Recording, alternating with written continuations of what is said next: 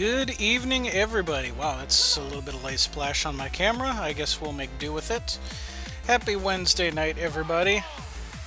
Here we are, episode 26 of Dungeon Masters of Entrath, the one and currently only game show for Hex Shards of Fate. I'm your host, Thrawn, here as always for 3 hours of awesome, where I have made a deck. We are still in the Labyrinth of Evil.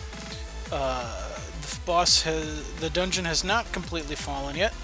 Just to pull up the map here, 2 out of the 4 final bosses have been defeated. 3 out of the 4 bonus rooms have fallen. 1 bonus room, 2 final bosses remain until we pack up this dungeon and move on to something new. In the unlikely event that both pillars fall tonight, then we're going to be done at that point because I don't have the next dungeon completely built yet.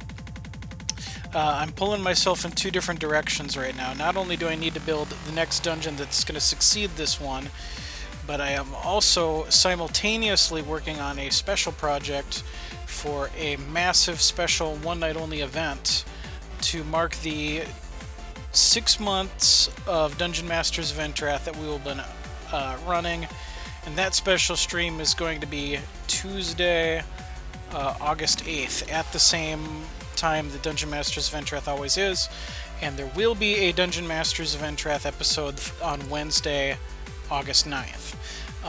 So I've been working on that. I have a few special guests lined up. I don't want to say too much yet because there's a lot of pieces in flux, but I'm working on that. So I got a few projects in the works.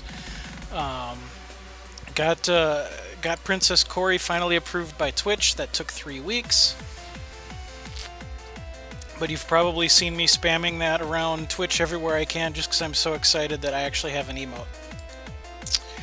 So as always, if anybody has questions about how Dungeon Masters of Entrath works, you can type !rules to get the rules in print to review at your leisure, but of course I'm always happy to answer questions. So let me start here by, as usual, I'm assuming Stigma Busters are ready to roll. Is there anybody else in chat right now who has a deck ready to challenge the dungeon so that I can start building a challenger queue for the night? And then we can start ripping off some battles. I'll put the Corey picture back up for a second here while we start. While I take a quick scan of the crowd. Stigma Buster's ready. All right, and I'm gonna put up the notice here too. Just saying, hey, let me know if you want to challenge the dungeon until we get a bit of a queue. But, alright, Stigma Buster, you know the drill.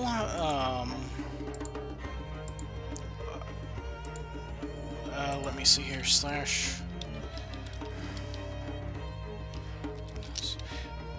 challenge when ready. I am ready when you are ready. Step on down. You are the first challenger on tonight's episode of Dungeon Masters of Entrath. You could win big money. Not really. Big prizes. It's debatable. I love it.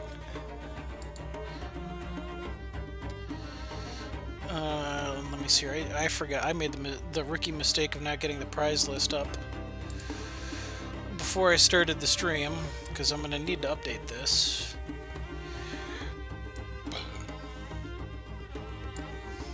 Okay, there we go.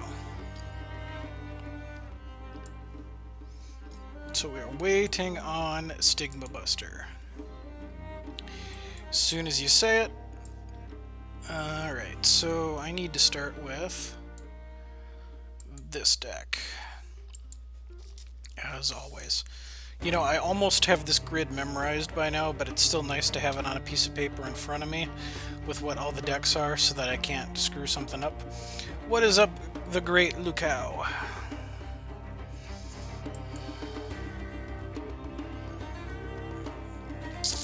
Alright, I'm gonna greedy keep this. This doesn't do squat for a while, but if we live to see 5, 2 Burly Botanist is pretty sick. No worries. Yeah, you can challenge as many times as we have time for on a stream. The only caveat is that I don't let the same person challenge back to back. That's usually not a problem anymore. I generally have enough viewer numbers now and enough interest that I can have at least 2 people ping-ponging back and forth between each other, even if there's not much general interest on any given time. But I have that rule just so that a stream isn't one person continuously bashing face against the dungeon the whole time.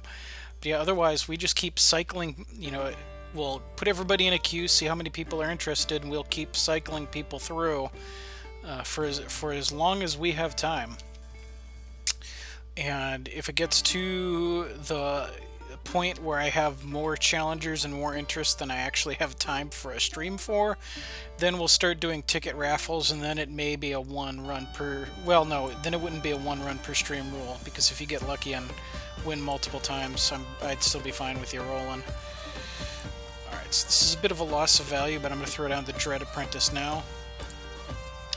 Made some interesting decks. Excellent. I'm glad to hear that. Just like I enjoy making random decks, I love seeing what random stuff people try to throw against me. Alright, so Raptos is now at 2 candles and a Wounded War Hero. Wounded War Hero has +1/+0 for each other human you control. And humans are the other troop that go with the Candlekin. Alright, so still 2 shards open, no play there.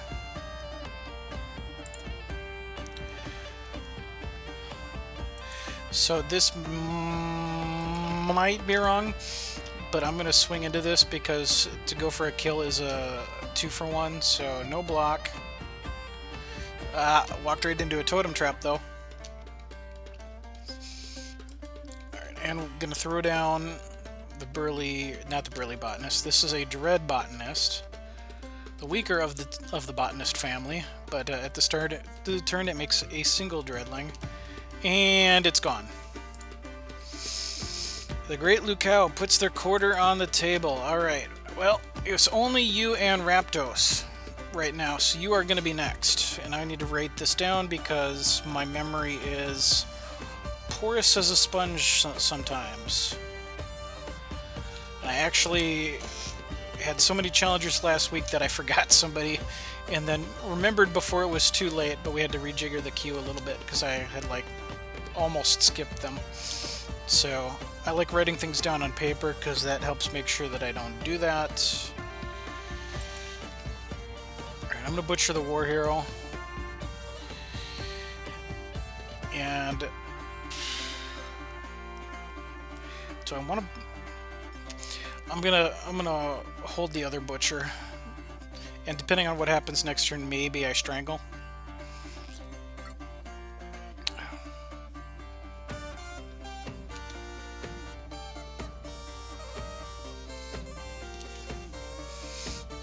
If there's no pumps, I'm going to take all of this.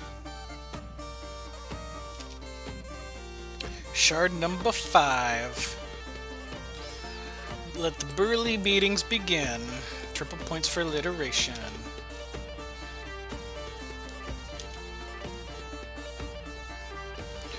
Alright, so Raptos has 3 candles. Needs 3 more charges to be able to illuminate again in that fashion. Probably doesn't swing unless... Ooh, is swinging in.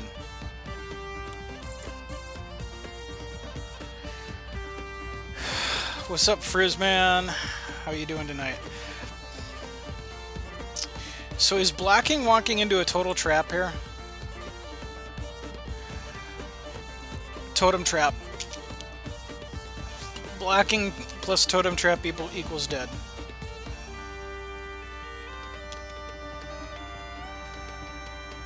Alright, Inquisitor of Lumos is problematic. So we're just going to choke it.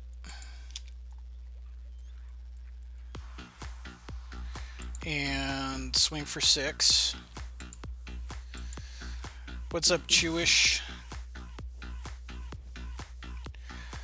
You know, I'm gonna hold that Butcher. I think there's gonna be bigger threats than a Candle. Like that thing. Except that's double value. It's gonna Illuminate and Deathcry. Or deploy and Deathcry, Illuminate one. So that's gonna... That's gonna change the math a little bit. 3/2/2 swinging in.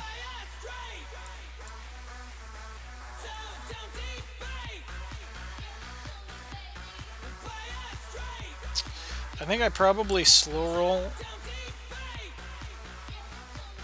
and wait on Bulky one more turn. Play the Burly first. Just hold these back.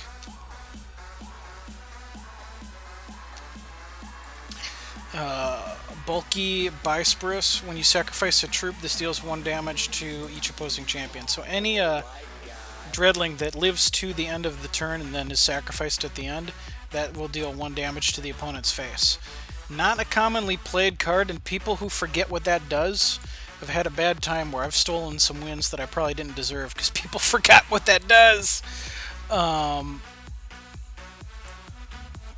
so I think I'm going to continue on slow role plays. Would join the dungeon today, but your laptop is in 2 pieces. There's a story there. No laptop finds itself in 2 pieces without a story to tell. What happened to it? Did mechanical issue where now it's disassembled for repair? Did somebody drop it? A child or a pet have too much fun with it? There's a story there.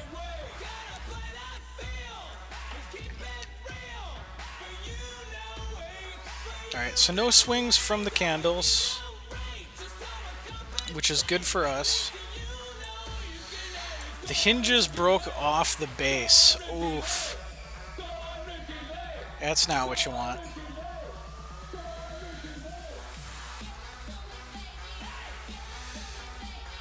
I'm going to go ahead and burst the charge power here, even though I'm only going to let the Dreadlings go in.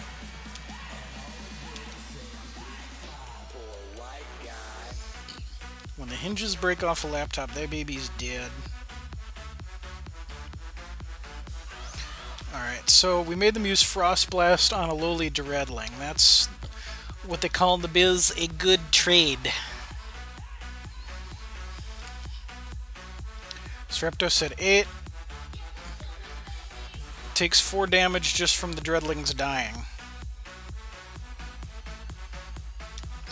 Has an initiative wax, has the resources to illuminate. Probably making the Candlekin bigger. 1 card in hand. But no, this is where we cheat and go, yeah, game over. Play Dread Factory. And exhaust 1, 2, 3, 4, 5, 6 Dreadlings into that. All those Dreadlings are now going to live until the end of the turn, and then they deal their damage to Raptos.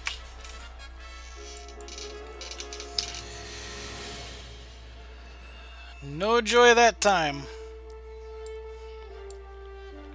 Good game, Raptos. Nice try. We're going to add... as we always do, to the prize pool. And so that's going to be a Pack Hunters. And when my rare cube depletes here, I'm going to start adding some platinum into the pool. And so this is one question I had for you guys in general too, is to, I mean, since my sorry to hear you had a trash hand. Mine was greedy, and I just lived long enough to start busting it off because I had 2 of those. I had 2 of the Burly Botanists in hand at the time. So, as I was saying, right now my prize pool is virtually 100% self-funded. I give out what I can afford to give out for Dungeon Masters prizes. And Frizzman Immortal format, all sets are legal. Your decks may only include common and uncommon cards. So if you've seen or played in any of Function's tournaments, the exact same rules apply. For my decks, you will see some rares and legendary cards in them to fill out the role of kind of like AI-only cards to add a little bit extra challenge to the dungeons. So just know going into it that the rules that I set out for you do not apply to me. All right, so LuCaos, you had spoken up earlier. What is your in-game name? Remind me of that. And then Frizzman, what is your in-game name as well? Because you would be next in line after LuCaos. Yep. Right now we're only 3 players. We're 3 players deep tonight. Raptos just went. LuCaos. Okay, I even wrote it down right, so that's nice and easy. And Frizzman is TenMoons. I will learn these over time. All right. So I kind of sidetracked myself, but my question for the audience is: given that I'm self-funding prizes, would you rather continue to see like a lot of bulk price floor rares kind of filling out the rare slot of prize pools, or would you rather have like 30 platinum a crack added to the prize pool, where if somebody wins it, then they have cold hard cash to spend as they choose?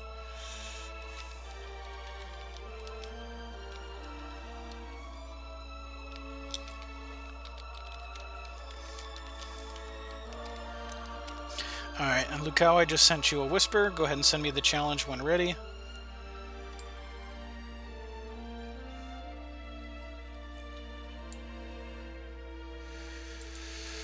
So yeah, Plat's universal.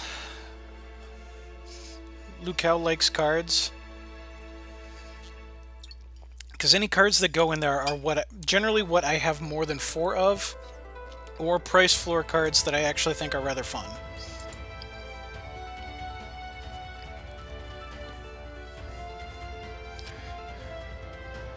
Hard cash is always the best. I like rares myself so I can complete 4 ofs.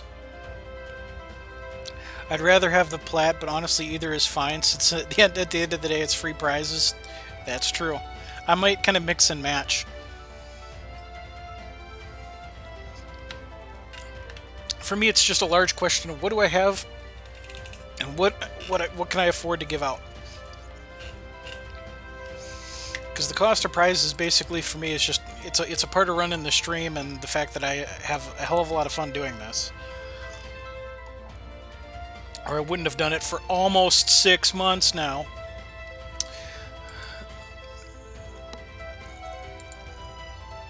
And we're just waiting on a challenge from LuCaos, and then we're going to start round 2. But yeah, if you shutting off stream. You sent out a challenge. I never got one. That's odd.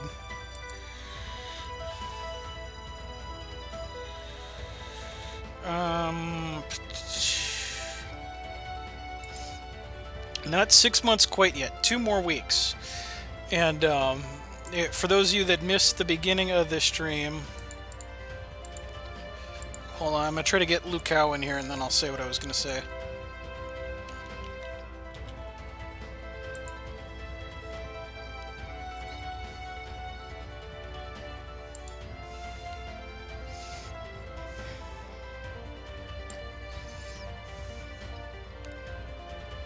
So just one moment here.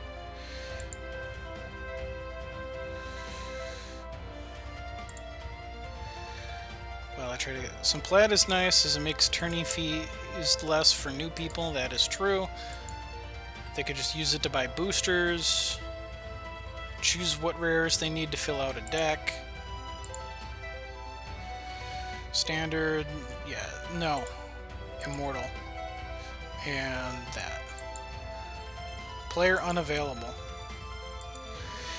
Yeah, I don't know what's happening, because I haven't seen any challenge pop up from you, which is why I tried to send you one, and then it said player's not available. So let me try this again. Immortal. Okay. So okay, if in theory I just sent you a challenge. There we go. Okay. So in the actual 6-month anniversary of Dungeon Masters of Entrath is Tuesday, August 8th. Dungeon Masters of Entrath traditionally happens on Wednesdays, and there will be a Wednesday stream that week. But for the actual date of the anniversary, I'm going to risk you keep. For the actual date of the anniversary, I'm going to be doing a special stream, which is unlike the normal Dungeon Masters of Entrath format, where I have a dungeon, you the viewers rally up to challenge me, you know, me versus the viewership and win prizes. That's not going to be the format for the 6-month anniversary stream. What I'm doing, and I don't want to give out too many details yet because I'm still working on a lot of this. But the intent is to design a special one-night show as a Hex raid. It's not going to be really a game show. It's going to be more like Hex meets Dungeons and Dragons, or if you've seen the show Critical Role, which is a Dungeons and Dragons themed stream, like that, but Hex is what I'm trying to build. That could end up being its own sideshow, in theory, if I'm able to find regulars for that. But so I'm working on building a special dungeon for that, lining up some special guests to help me do it all. It's an extremely ambitious project, and right now I am betting that I have I've already put 4 hours of prep time into this, and I haven't even built a deck yet. I've built 0 decks for this. I'm still working on the concept, and I'm at 4 hours of prep time for a stream that is only going to be itself 3 hours. And I probably have another 15 hours of work to go in terms of building decks, lining up guest stars, all the behind-the-scenes work, but it is going to be so cool. So look for that in 2 weeks. When I actually have things further along that I'm willing to put all my cards on the table and say, here's what it's going to be, then at that point I'm going to put a post up on the official forums to try to just cast as wide a net and let as many people know about this as possible. And yeah, so it's gonna be great. I dig what LuCaos is doing here with the transform style deck, and Party Fungi is absolutely terrifying, because anytime a troop transforms, the troop that transforms gets +3/+3 stronger. So there's only one correct play for a Party Fungi, and that's to nuke it from orbit immediately. Only way to be sure.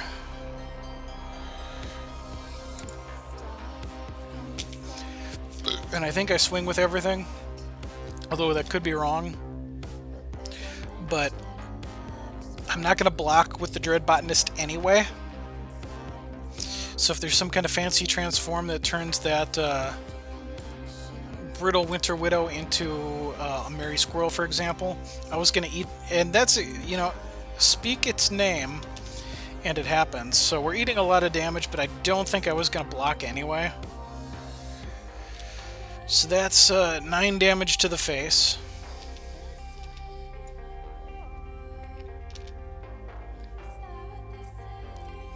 Got a much needed 4th shard. And so I'm going to Shoku's Garden here. And then Butcher the Badger. And just swing with the Dreadlings. Now every Dreadling that dies, we gain a health for it.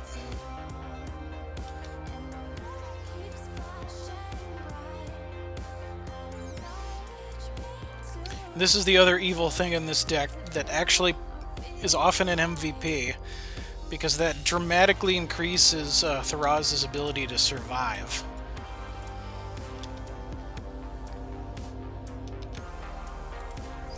Alright, this is gemmed with Deathcry Summon a Blight Blossom, and that got Steadfast and Skyguard. Alright, and now a second Shoku's Garden basically just means further the Dirtle action.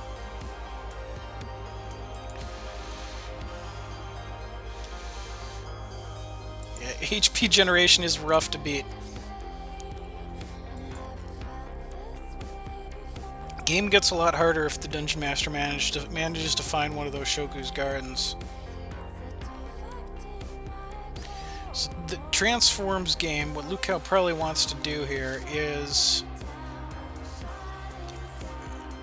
either crush through in sheer weight of numbers, or find a way to make some of this stuff start going over the top.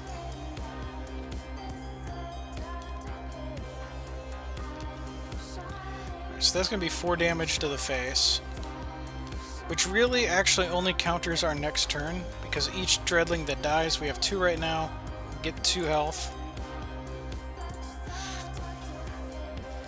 Don't mean to distract, but did you get the chance to look at the Plant Beast Ranger? Yes. And it looks like a pretty solid like budget PvE deck. I haven't tried to build it or play with it firsthand, just because I don't PvE a whole ton. But one question I had on that, because I was reading through how you had the perks and all that set up, and it didn't make immediate obvious sense to me, was that there was a lot of, and I'm not super familiar with every ability on the tech tree without looking it up, but as I recall it, you had a lot of add Chew Treat, remove Chew Treat in there, so there was a lot of, it seemed to me like there was a lot of respecking on the way to the top, which again, not having the skill tree in front of me didn't make a whole lot of sense, but with you right here, maybe you can walk me through how that played out. I mean, I have the gold for it. It wouldn't be a big deal to do it. I was just curious on how what the progression path is, where you want to constantly remix how you're approaching things. So I'm not sure my deck has a win condition outside of Annoyance at the moment, and just constantly gaining health. Because we're going to gain a lot of health, we're not really bashing through. We have enough that LuCaos can't easily bash through. So this is kind of an awkward stalemate, but stalemate favors Tharaz with life gain.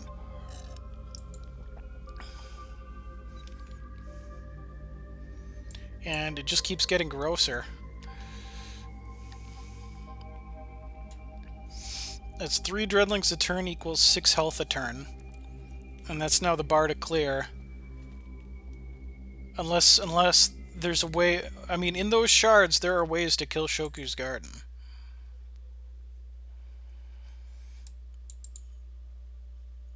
It could be done.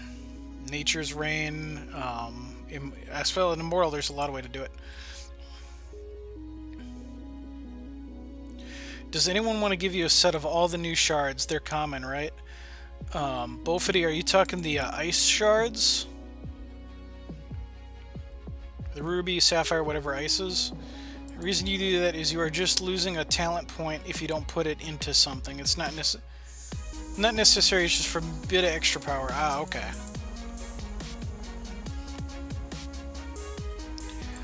I can take a look after this match. I'm not sure where I'm sitting on numbers, but I probably have a fair amount I can spare.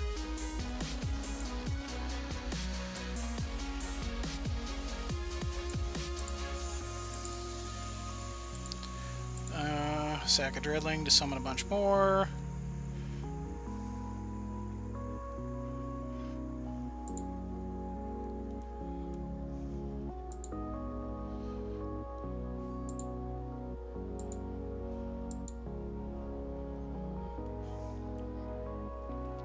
So this is 4, 5, 6, 7, 8.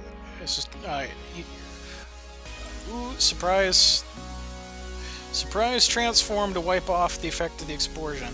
2, 4, 6, 8, 10, 12, 14, 18 damage incoming. And they're all 2/2s, which is pretty much a board wipe.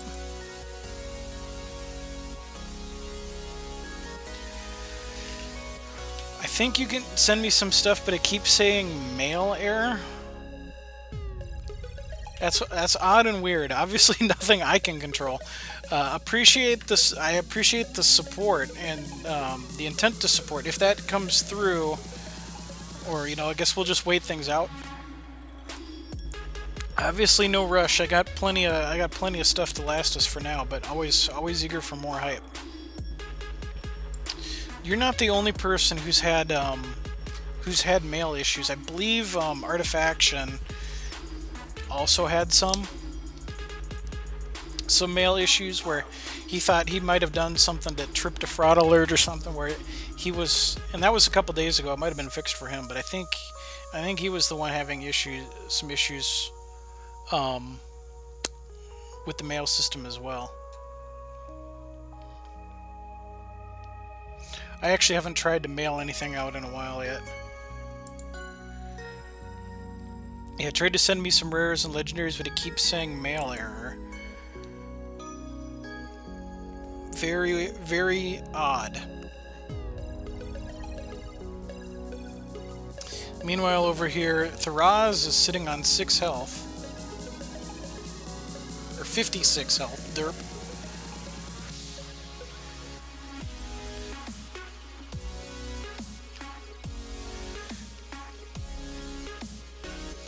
This deck has been punching above its weight lately. There was a good stretch of time where people beat it pretty easily, so I was like, yeah, okay, the power level on this deck is fine.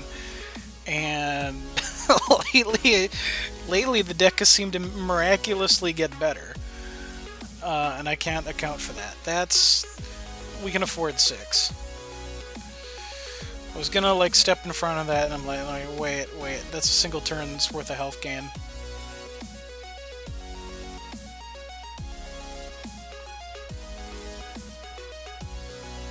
Smartly shifts off the lethal onto the party fungi to maintain that power.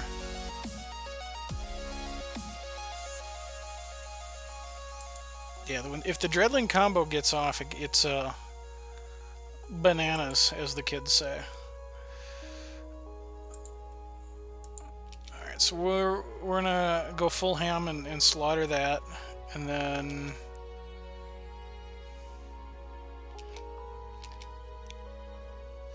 it wouldn't be lethal to swing with all the Dread Botanists, so no reason to sacrifice our gravy train right now.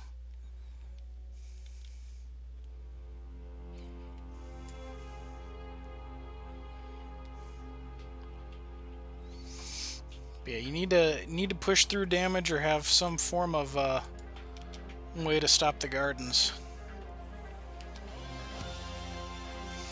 Alright, so that is a stunned Dread Botanist that will not be doing anything next turn. It will still make a Botanist. And Polyberry Pouch is basic. What? Why didn't that, that was the worst possible hit.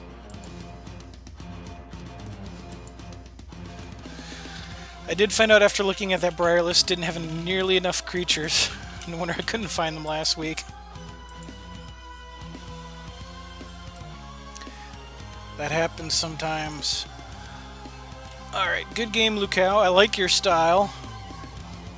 I love the transform deck. That is one of my favorite by far, probably my favorite new archetype of Frostheart.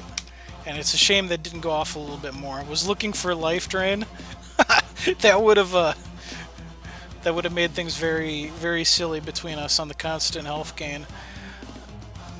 Alright, so we're going to add 2,000 gold into the pool. We're at 17,000. And our next challenger for the evening is going to be TenMoons. You're up.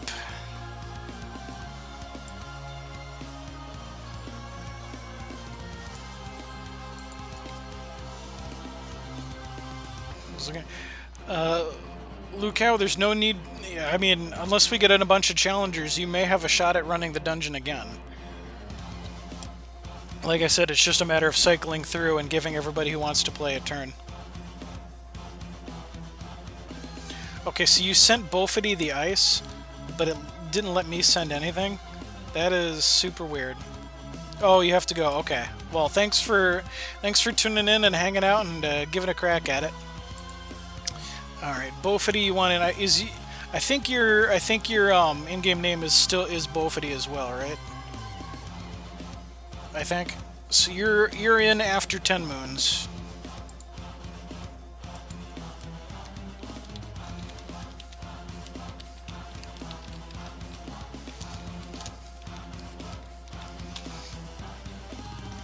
Yep, Bodefy. All right, excellent. Gotcha. TenMoons challenge sent your way, so you can challenge my face when you are ready.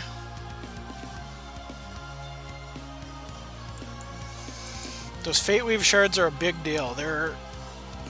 I am much happier to use those than I was for most of the coins in the last set. I liked the health gain coin, and I liked the Necropolis coins that dealt damage. But the other coins I didn't really use all that often. Whereas with the Fate Weave shards, it's like you're never unhappy about having a Fate Weave shard in your deck.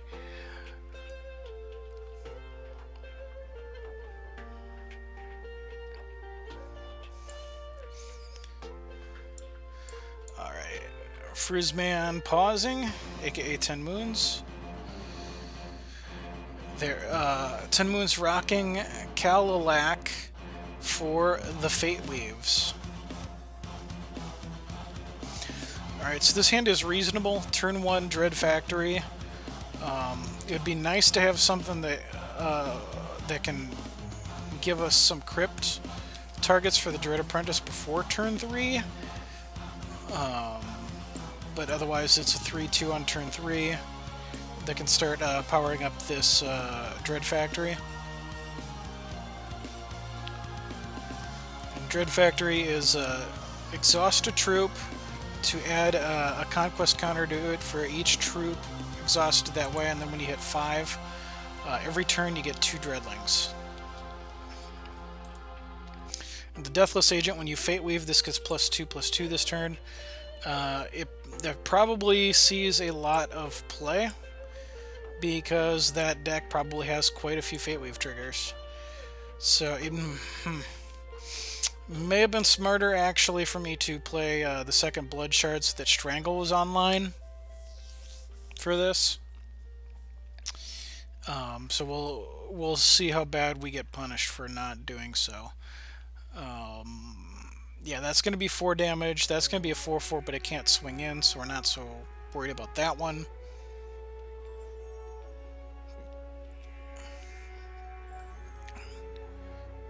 And it costs 4 to Fate Weave.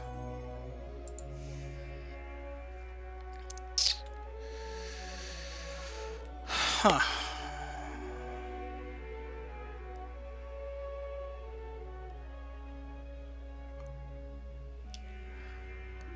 Alright, so I don't think I do anything here. I think the play is to hold the Strangle and take one of those out, because a resource Fate Weave probably is what's happening next turn. There's the resource. Here's the Fate Weave, and then this would be a swing for 8.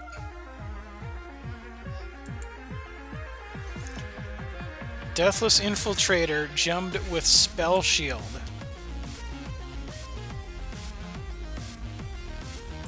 Well, I'm still taking one of these out.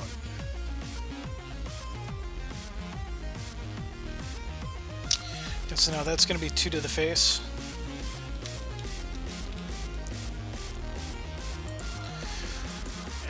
Didn't capture all my typing, but whatevs.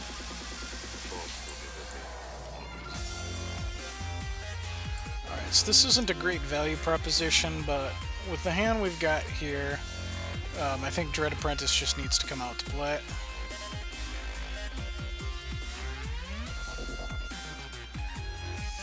Oh my! Poppy Pixie, when you Fate Weave, target troop you control gets a permanent +2/+2.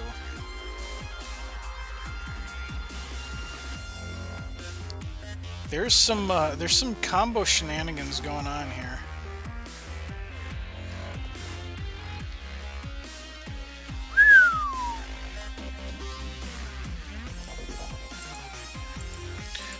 So I'm gonna actually block that. I'll take my pity counter because I want to troop in the crypt to get some more value off of Explosion. Really didn't need that.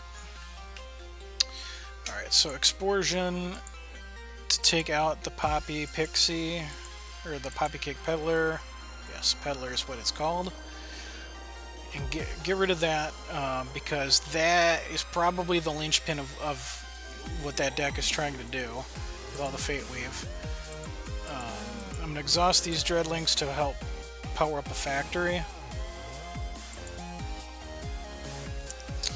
And now sob that our hand is 2 shards. It's just 2 shards.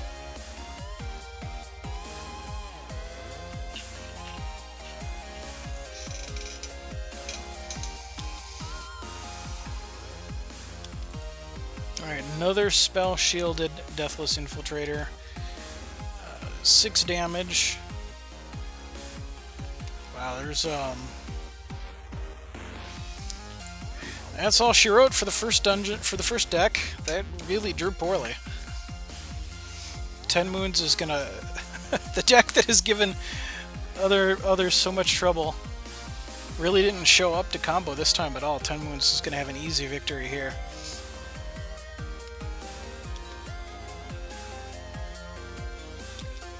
Guidance. Oh, wow, this is gonna hurt.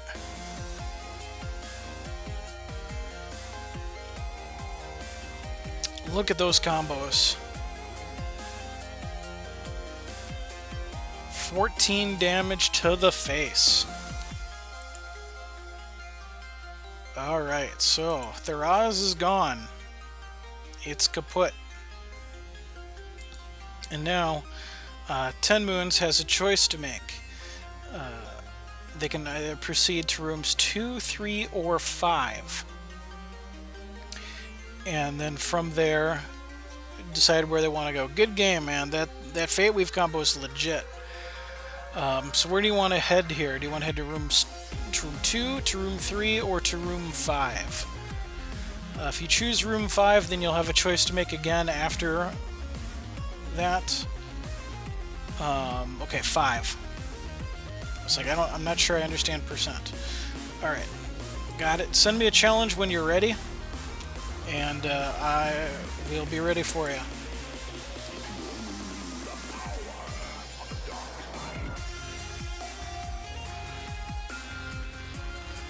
You only knew the power of the dark side.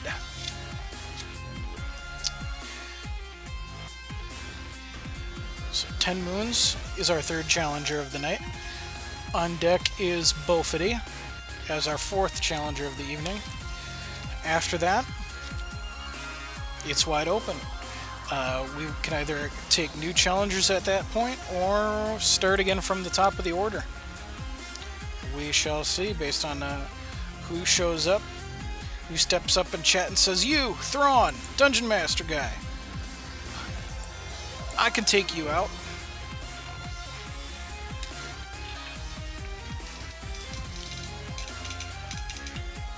Alright. So TenMoons has set themselves up for a possible crack at the last remaining bonus room.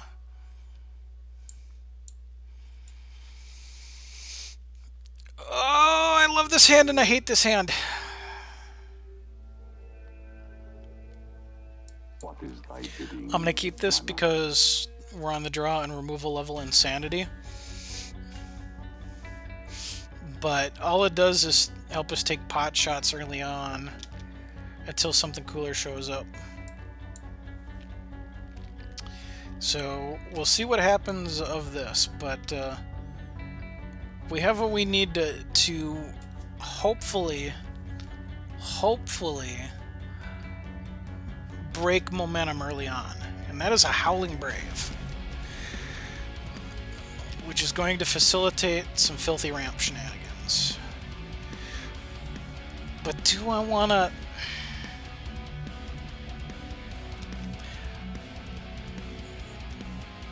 I'm holding Feed the Flames for larger prey and hoping that that is not a mistake. Because that is an Orchinaya when this attacks or blocks Fate Weave. Really solid card for what that deck is trying to do. Which is why, as a gesture of respect, we're going to immediately murder it. Thanks for stopping by, Orchinaya. Have a good day. No! Wild growths to keep it alive.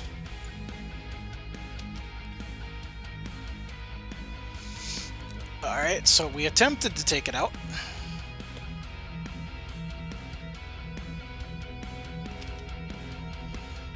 And that is another problem child.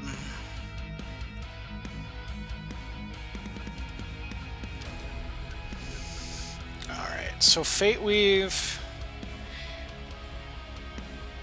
onto the Orchinaya, which is now a massive problem because holy crap, every time that attacks or blocks Fate Weave with the Poppy Cake Peddler, so now they're Fate Weaving again. Poppy Cake Peddler can make that a 7/7, makes that a 4/4 instead, which is a sensible line of play. Spread your threat. And that's where we go, thank God for Pyre Strike. And we're going to stop that from getting exponentially worse. But a 5/5, whenever it attacks or blocks Fate Weave, is scary. That is terrible. No! Oh God, no! No! That combo is so good!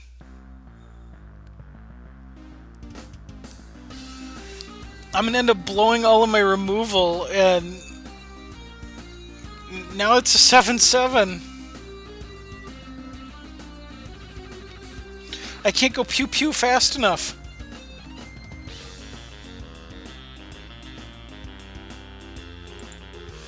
Oh, I hope you don't have another wild growth.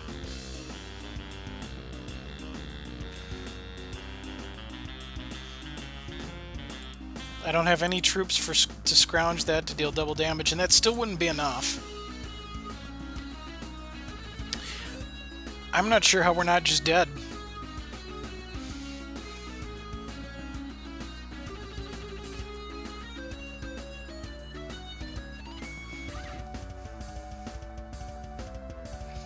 That Fate Weave combo is really good.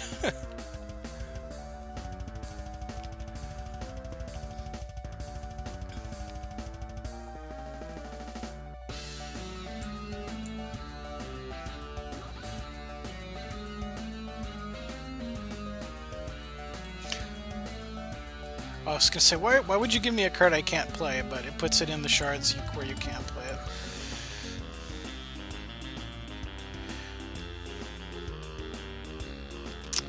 And so we're still dead. Alpha Swing, block, block. A Howling Brave cracks through.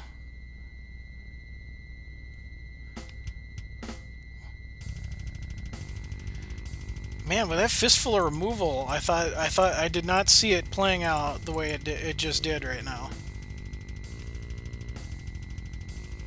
That was pretty impressive. Once again. Alright, so Fruzeman has 2 decks defeated. And let's pull up the map here. Alright, so Fruzeman from room 5. You can either go to bonus room 13 or go to room 9. Room 9 would put you in for Pillar 2. Room 8 would put you on the path for Pillar 3. Or room 13 is the bonus room. And then we decide where you go after that, if you win. So where are we going?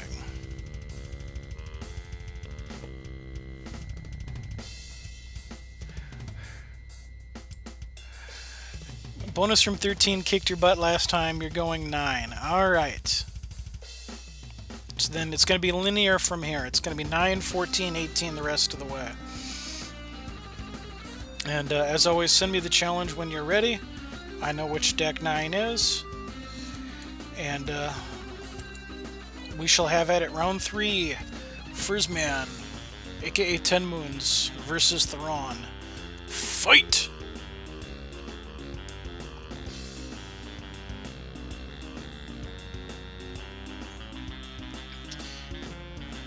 This room that's coming up here, often considered one of the scariest in the dungeon. This deck has given people fits before, and some people specifically have built decks just to counter this one room. It's time for the Avatar of Ruby! Come forth, aggro goddess, and cleanse the non-believers in holy fire.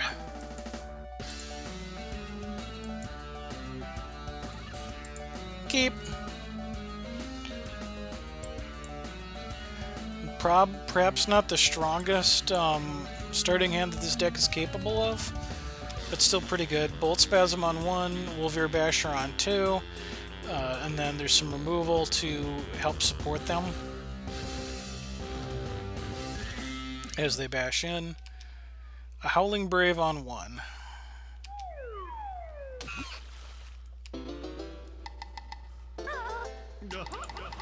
And that's a Mama Yeti. Alright, are you gonna trade?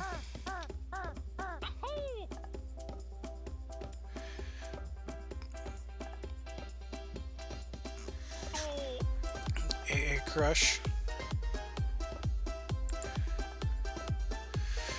Yep, from the Valentine's Day event. I don't think this was this year. I think this was last year, wasn't it? That was a while ago.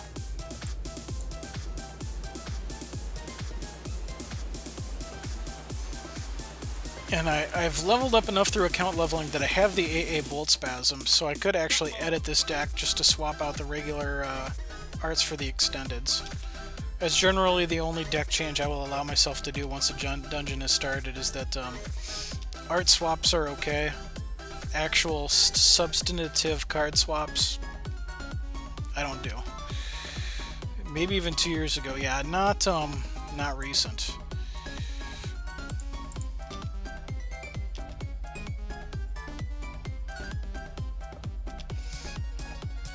Alright, takes it again, so Wolvear number 2 comes out. Need to find some shards to get to Mama Yeti here.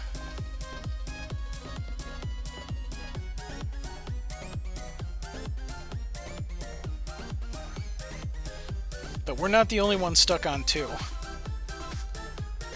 TenMoons' advantage, though, is having 2 Howling Braves to get around some threshold, the lack of raw shards. Yeah, last year's was the Ashwood one that made Valor's. Makes sense. Oh boy, okay, some Fate Wave. What gets the permanent buff?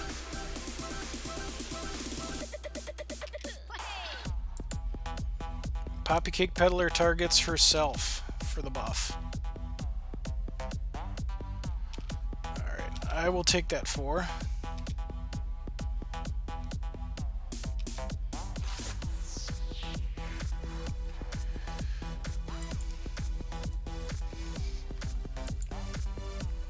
Alright, the lack of, so I believe Soloist sounds... no. God, I'm terrible. I should remember, but I don't.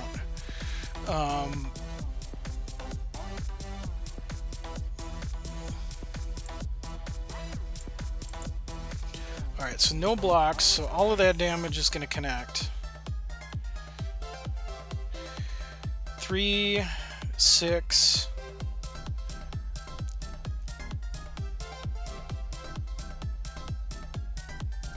Take that off the board, hit face. I think I'm going to go the hit face route.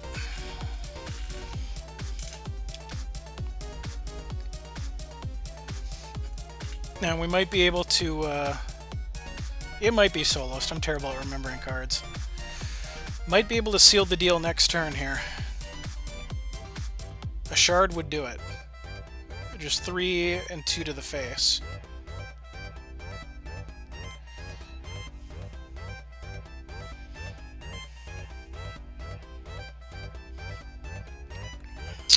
So the question is, what's the play here? Oh my god, a second Poppy Cake Peddler. This is one of my favorite pieces of art in the set, too. I really like how this turned out. I think it's just a really cute looking fae. I like the dress, looks all like, you know, ready to set up and have a good time selling concessions at the carnival. I just think that's just a good piece of art.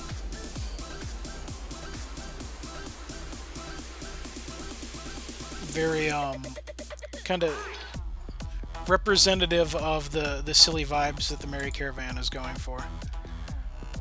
So kudos to Igor Grichansky, who's the artist who did that one.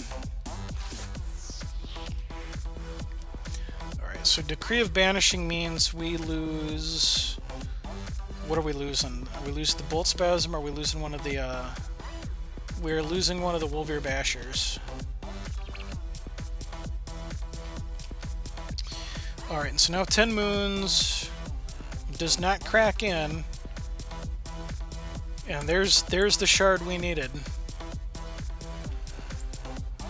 Because that's 3 to the face. And that's the last 2 to the face. And the Avatar of Ruby claims another victim.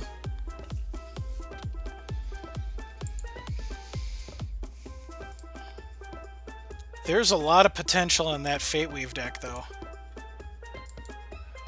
That was high fives to Frizzman when they're back in chat here. That deck, good games. That Fate Weave combo action you have going on is really impressive. I like that deck a lot. There were times in some of the earlier encounters before that one where I thought I was going to be doing good, and then all of a sudden I find myself wrecked. So that was attempt number 15. So we have added another Frostheart booster pack to the grand prize pool. There's now 4 Frostheart boosters sitting in there. Bodefy is the next challenger for the dungeon tonight, challenger number 4. If nobody else has spoken up in chat as somebody who wishes to challenge the dungeon, then I will start from the top of the list again and just go from top to bottom on whoever wants to play. Who's still here and still wants to play, we'll start over again. And there's Artifaction. Hello, hello. So, now Bodefy, bear with me 1 second, because I will send you a whisper, but don't send me a challenge just yet, because I need to make a quick bathroom run before we start your challenge. So I'm just sending you a challenge to say be right back. Give me 2 minutes to use the bathroom here and refill my water, and then we are going to start. Then we're going to start Bodefy's run of the dungeon. So be right back.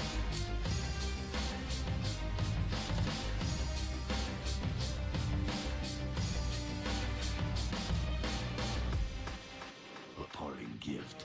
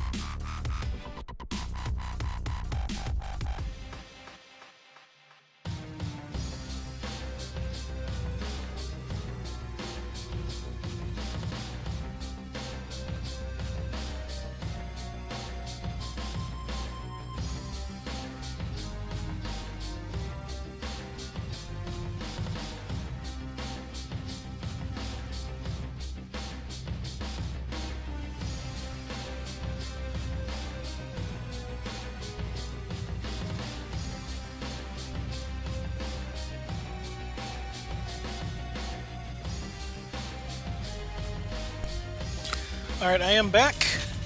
So Bodefy, now you're good to go to send me a challenge. I am ready for you now. Shit, not again.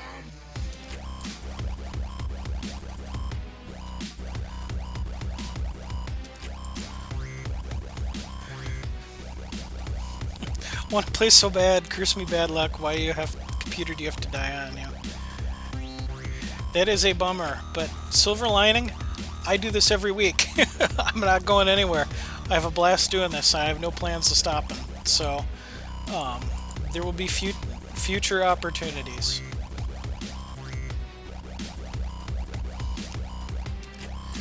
Alright, so let's get back to the proper first deck.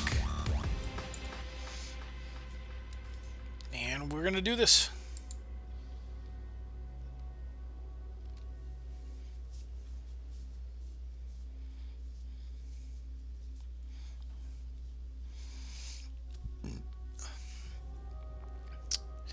So, Nicholas, early question for yourself.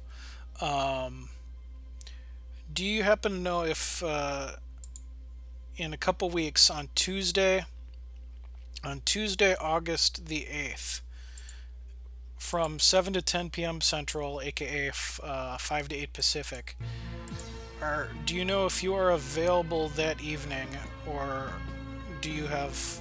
is there something else going on? Because that is the night of my special 6-month. You are here, sweet. Because that is going to be the evening of. School's going to be out after next week, sweet. That is going to be the evening of my special 6-month anniversary of Dungeon Masters of Entrath Super Stream, and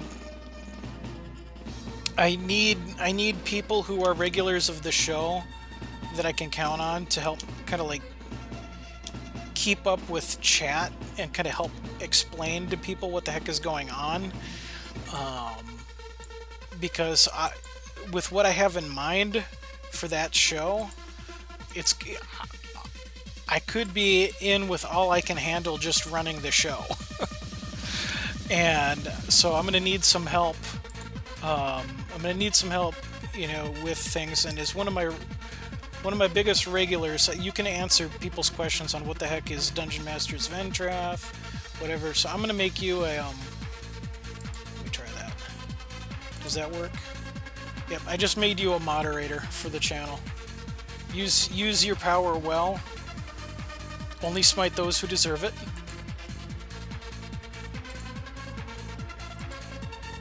That'll help give you some added weight to kind of help me out with the answering of questions. And Stigma Buster, yeah, you were actually the other person I had in mind as well.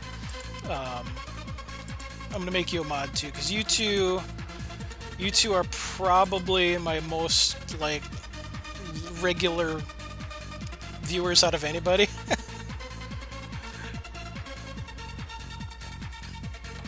So I know you two can accurately explain to people what the heck is going on. Yep, there's your sword of power, the sword of truth. What are we doing here? So I think this is Shoku's Garden Swing, and Strangle is up for the next turn.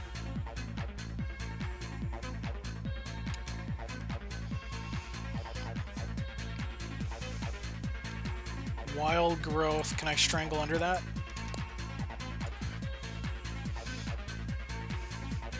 Well, hey, I appreciate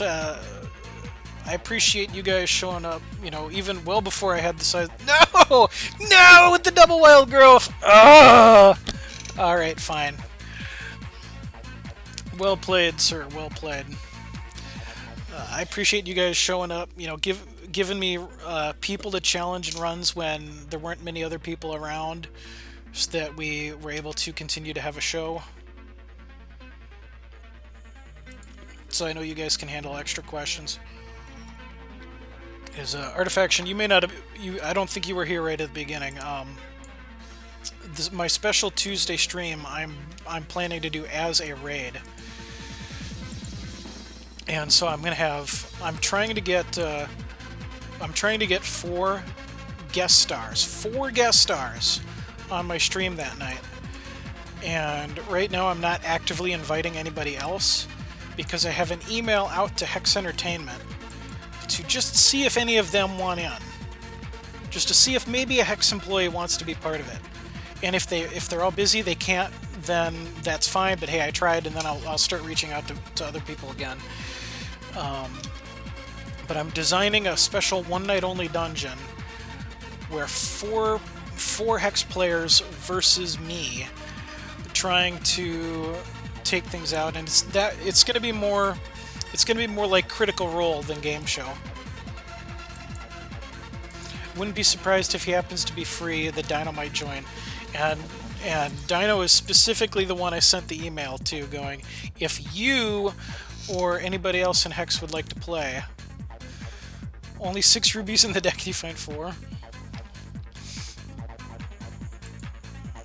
You know, then let me know. So we shall see. I have most of the concept built around what this raid is going to be. I have not built any of the decks yet. And I'm trying to, right now, before I build all the decks, 1, lock down guest stars, and 2, work out a little bit more ways to make it interactive between people in the party so that it feels more like a raid and not just one person at a time playing against decks. 2 Clobberdons, 2 Feral Ogres, 1 Honeycap. Oh, the need for Wild Threshold.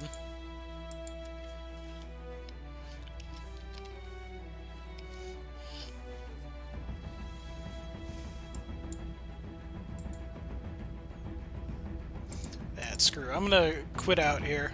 I'm gonna take the GG was a concession. That screw, that sucks. 'Cause that was a good hand. Yeah, exit game, you killed Hex. No worries.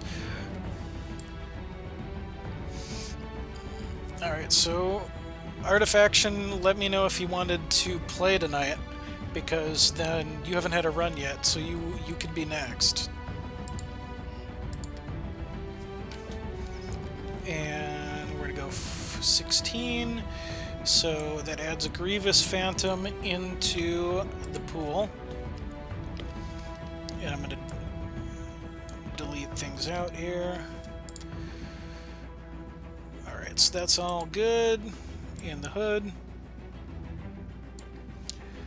Alright, you're in game, need a couple seconds, fair enough.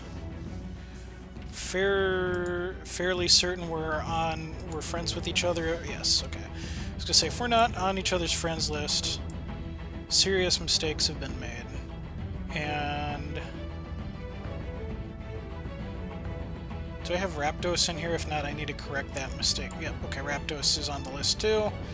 Good. I was gonna say, if I don't have my mods on my friends list, I screwed up.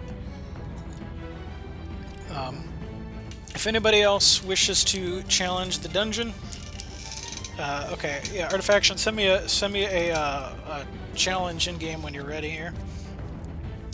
If anybody else wants to challenge the dungeon and is not spoken up in chat yet, please let me know, and we'll add you to the queue here. Otherwise, I'm going to go back to the top. So Raptos would be next in line if they want another run. With LuCaos after that, but I believe LuCaos is gone for the day, so it'd probably be Raptos, TenMoons, Bodefy. I was desperately thirsty for a sip of water. I know that feeling. Especially sitting in this position, streaming and talking for 3 hours is thirsty work, and I'm on the phone quite a lot during the day before that. So, for somebody who identifies as an introvert, I actually get a lot of words in on a Wednesday.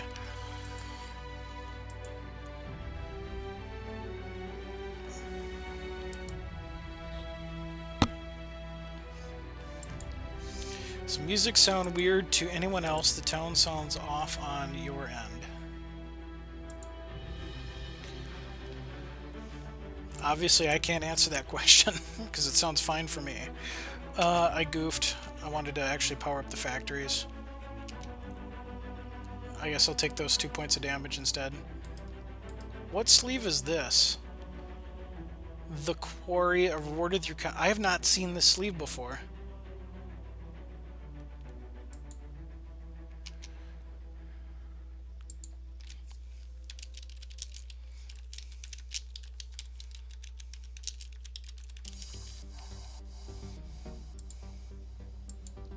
I have like no memory of that sleeve being a thing.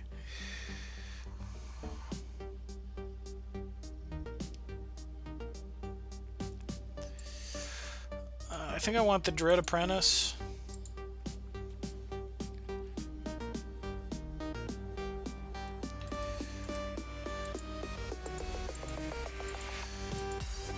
Yeah, I'm just gonna put tokens on the factory here. Very Artifaction-y. Yes. Yes, exactly. Introverts unite separately in your own homes. Where it's quiet and people can't bother you.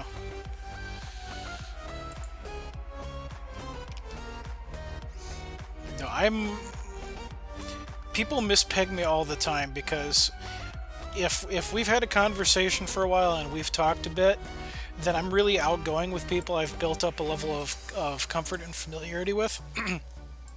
So people constantly think that I am an extrovert, which is so far from the truth. I am one of the worst people in the world. If we haven't met before, I don't know anything about you, I'm absolute garbage at like introducing myself to people, saying hi. Those first 10 minutes of a relationship are brutal for me, which is probably why I've been single for so long.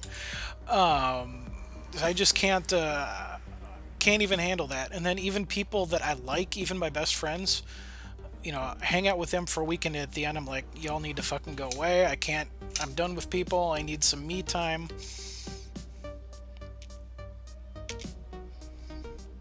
That's just how I'm wired.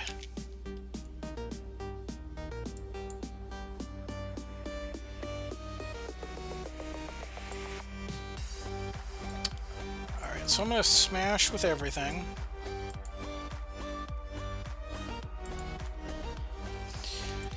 And then drop a Probe War pair and say, alright, Artifaction, what you got? So the Twilight Eclipse, at the start of your turn, this deals damage for each constant you control. That combos with the Dread Banner. And the Dark of Night takes out the Probe War pair, so... Interesting, different flavor of constant synergy here.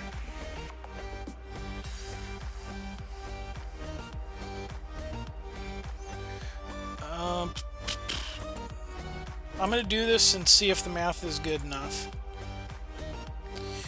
Dread Apprentice, all those Dreadlings, Champ Power, swing with everything. Is that enough? I think that might be enough. 4, 5, 6, 7, 8, 9, 10, 11. I think that's enough. Pew, pew, pew, pew, pew, pew, pew.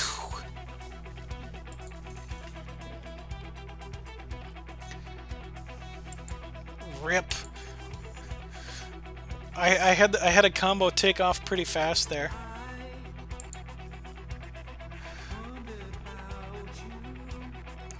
It's actually a really socially taxing endeavor. You know, it's actually not quite so bad for me streaming as far as the social anxiety and the introvertedness go, because I can't see any of you. I'm sitting by myself in my own house, so there is a little bit of it. There's definitely a little bit of it for me, but not nearly as much as being around people. But for me, it's definitely there. You need some prep time. You need to kind of focus on what you're doing. You need to get your stream set up and ready. It's you know, I've done this long enough now. I feel like I've got a reasonable amount of practice at it, even though I'm prone to getting sidetracked every now and then by chat. But there's a lot more involved in running a show, especially one like this one with all the moving parts of a game show, than I think people may initially realize. Okay, so I did update the prize pool with 2,000 gold, so that is at 19,000. I was once an active member of the INTJ forums. I joked that we should all go to a convention and not talk to each other there.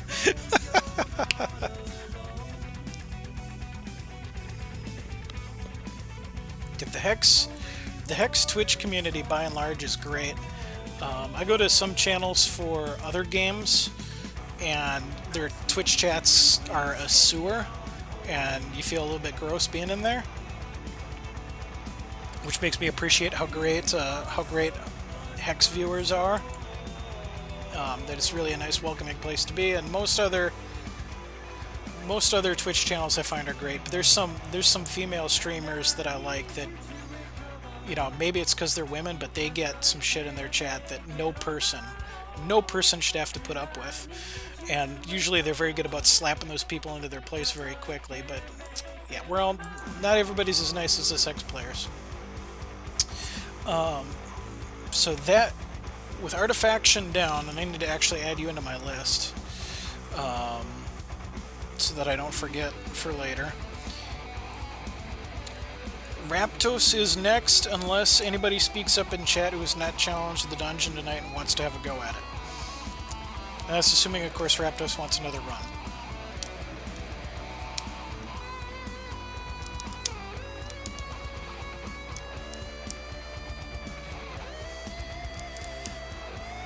So Raptos, let me know if you do want another run, because I think you're probably next. And then we'll add anybody else in from there.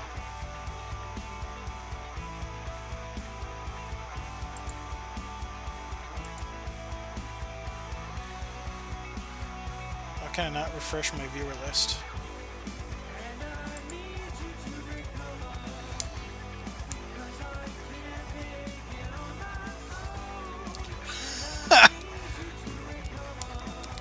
I'll take the meanest Twitch channel over the nicest YouTube channel. That is also true. I don't get I'm not big enough on YouTube to get shitty YouTube comments, but I do get a lot of, you know, for as small as my viewer numbers are for the VODs of past episodes on YouTube, I get a surprising number of spam comments that I have to filter out. It's kind of annoying. Like, are you for real, people?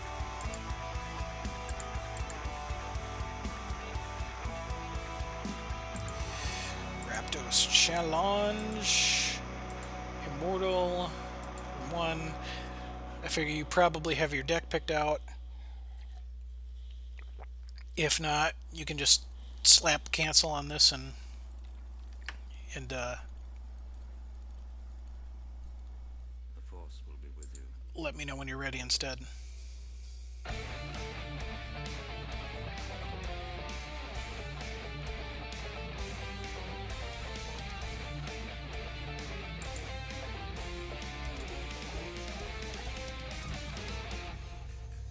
Alright, so the challenge is hanging here.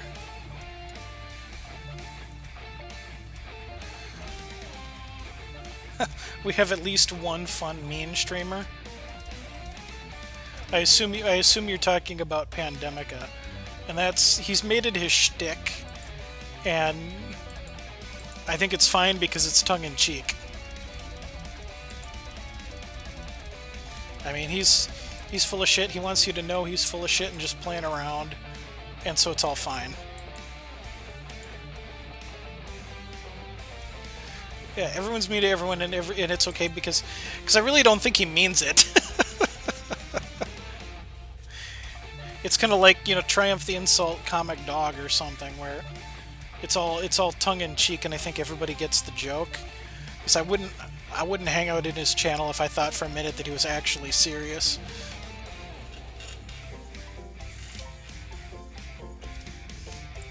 So I'm not entirely convinced that this was a keepable hand, but I decided to keep it, so we're going to do it.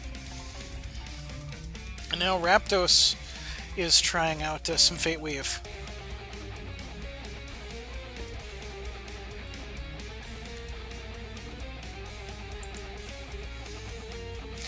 I swear I had this deck built before Frizz played this.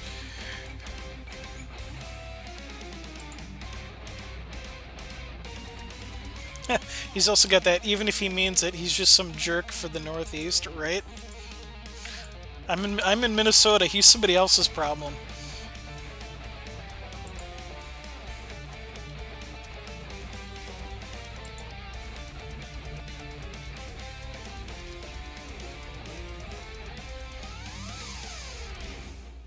I think there's like 3, maybe 4 other Hex players that I'm aware of in the state of Minnesota with me, but I've met one of them at the Hex 100K, but haven't spoken with them in a long time, and I've never met any of my fellow Minnesotan Hex players in Minnesota, which is a bummer because it'd be nice to meet up with some people and like have a local, you know, LAN party or something.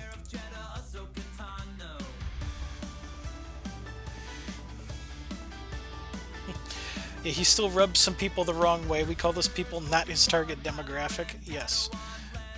That's why I think he should be, maybe I'm misinterpreting it, but sometimes it seems like he feels a little salty that the official channel streamers and stuff don't mention him much, but he's R-rated by choice and deliberately R-rated. Like, the official channel can't really endorse him because that's not good for their own image. You know, free country's totally fine to do it, but they're not going to say, oh yeah, this is awesome, you should watch that. I think that's just a meme for him. Jewish is in Missouri, so you're south of me. You are halfway between me and Mokoggan, Texas. Roughly.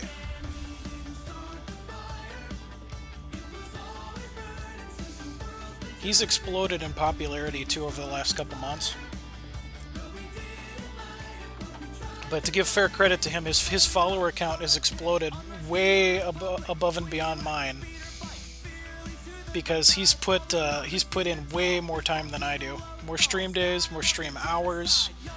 He's probably got triple or quadruple the stream hours I do, so he deserves the success he's been getting. He's been putting in the effort.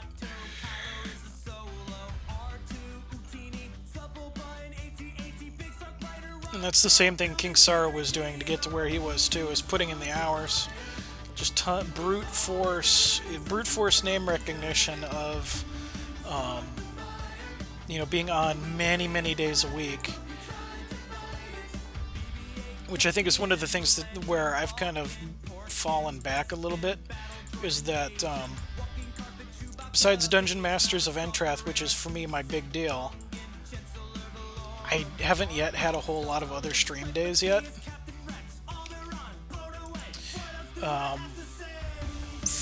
No, you killed my thing. For Dungeon Masters of Entrath streams, Chewish, I stream 3 hours. I start at 7 p.m. You're Missouri, so we're the same time zone, so I'll give it to you in our time. I start from 7 p.m. and I run until 10 p.m. every Wednesday night for Dungeon Masters of Entrath. And I'm working on trying to figure out other days to regularly stream. I really should get my fat lazy butt into the habit of doing some exercise streams more, where I just stream random hex stuff while walking on a treadmill. So I want to get into the habit of at least streaming 3 days a week. I don't want to do weekends in the summer, in the fall, because I often have social plans. But in the winter, like, me and my friends hardly do anything in the winter because it's Minnesota and there's snow and it's cold. So when we get into the crappy 6 months of the year for Minnesota, and I don't want to go outside and play, then my stream time is going to ramp up for those months for sure.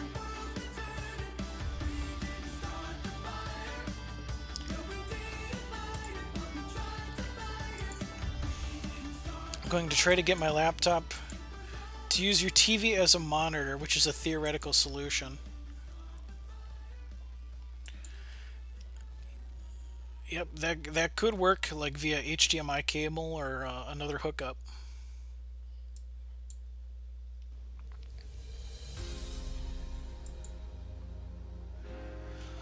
Alright, so swinging in with the Dreadlings here. 24 health to 23. We haven't really dealt any major hits yet. I do now have a setup to get 4 Dreadlings a turn, which is a good deal. 1 resource away from bulky, which will allow for the constant recycling of dead Dreadlings for additional points of damage.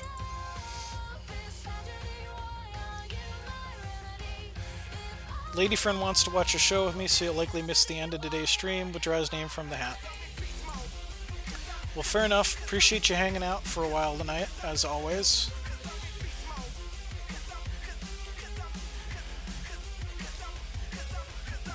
That card is too important, I think. I smell a trap if I try to take that trade.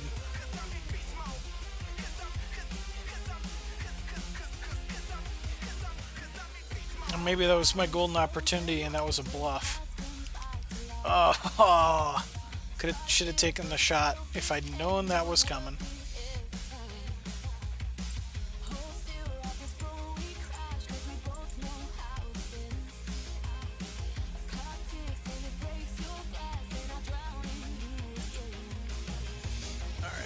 Try to deal maximum pain.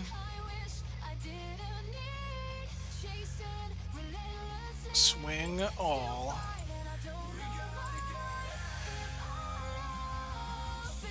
No! No! Lullaby. You will deal no damage. I laugh at your attempt to try to hurt me. So Artifaction's off of the list, LuCaos off of the list, which means TenMoons, Frizzman, if still here, you're currently the next in line. Again, operating under the assumption that a new player doesn't pop in and want to challenge the dungeon first. That looks just like my deck. Yep. Raptos said in chat, I swear, I don't know if that can be seen. I swear I had this deck built before Frizz played this.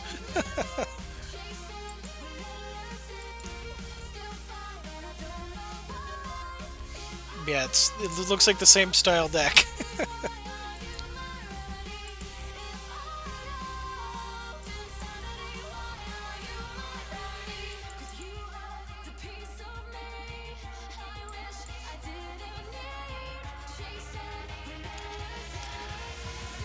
So not getting to the happy promised land of a 6th shard for the twin bulkies here. So we'll just poke Raptos in the eye and then gain some health.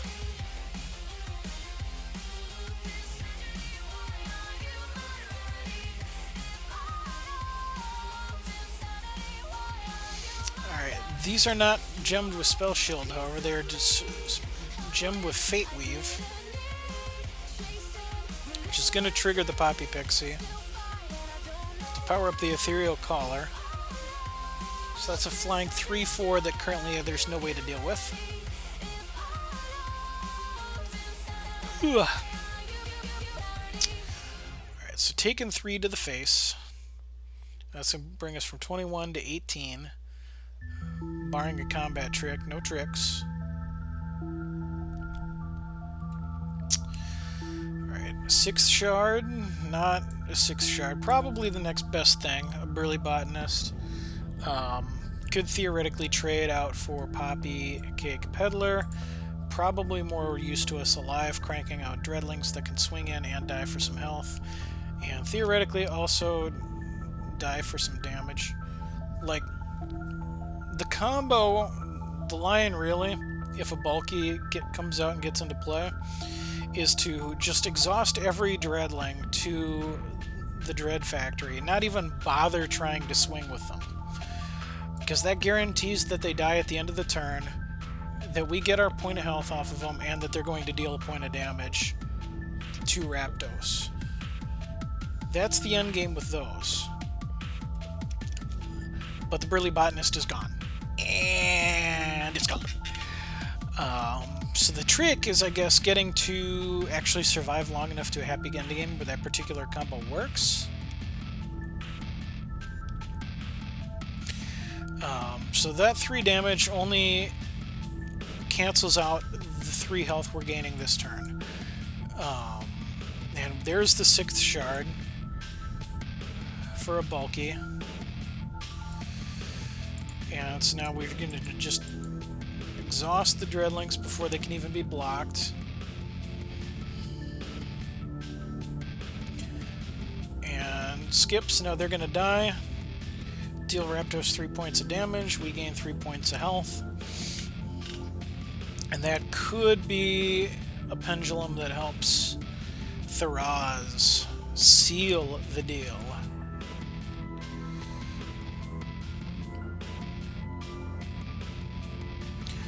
Okay, so that's 4.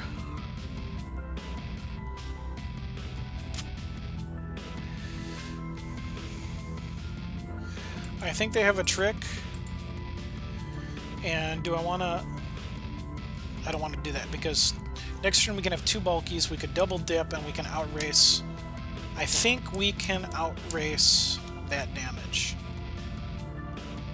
I think.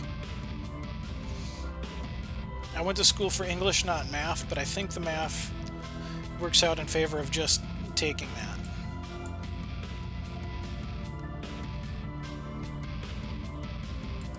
Because this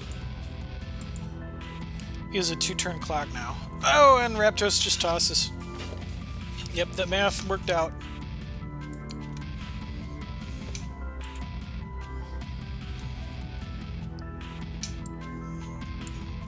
So let us update the prize pool. That's 18. Another 2,000 gold. 21,000 gold in there. Swear I made that before you played yours. It's all good. It's not a...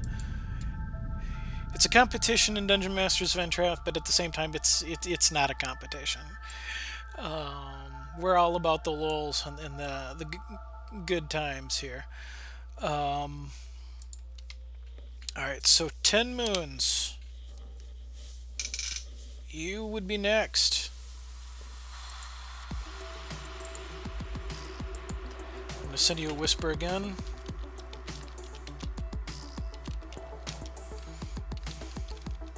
Challenge when ready.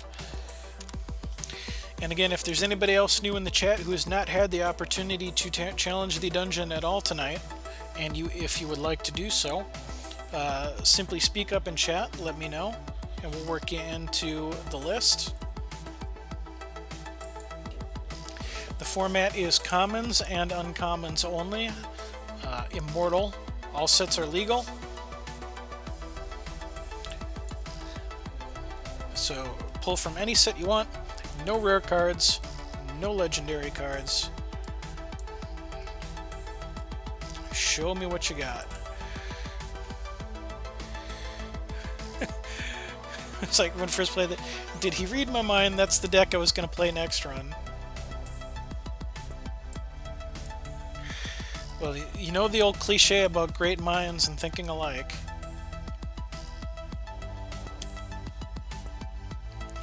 Dropping the turn 1 guidance to find another card.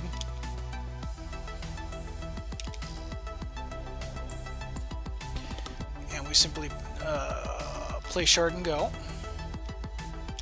This is a good starting resource base because it's far more important to get to double blood than it is to get to double wild with this deck.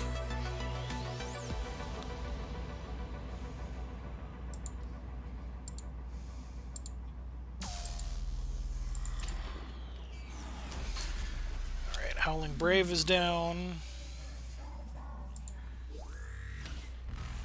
think I go for the Shoku's Garden here to annoy Fate Weave by starting the life gain train.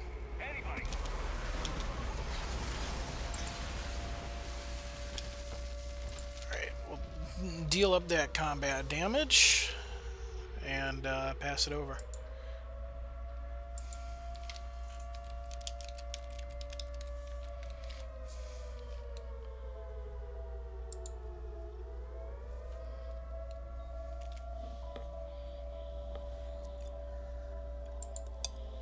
There are currently four Hex streams live. Mokog on the official channel, Morton, Pentachills, walk away. King Saru, myself. Can't do that, Shepard. I don't have a choice here. Walk away, or I will fire. Morton, walk away. Alright. So, I want the Probe Warp Hair early, I think. Oh, what did I do? Sorry, I don't know how I did that. A momentary glitch in the system. Map's gone.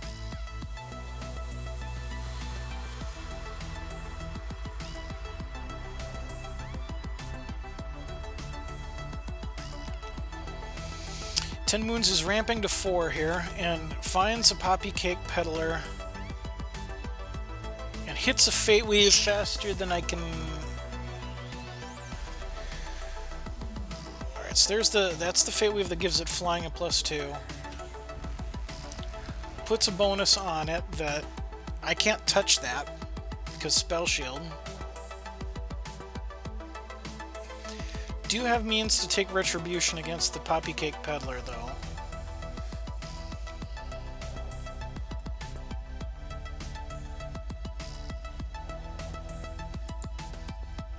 So, I think the line here is to can't hit that, Explosion the Poppy Cake Peddler, take it out now.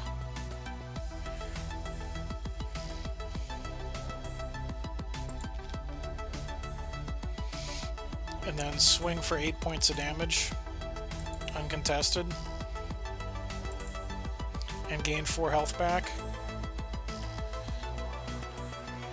which mostly undoes the damage that did last turn.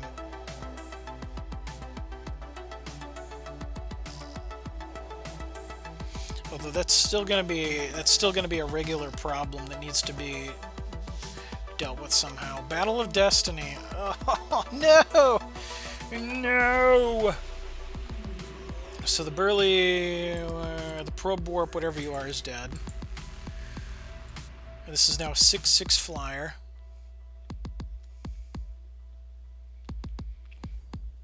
That laughs at all attempts to kill it.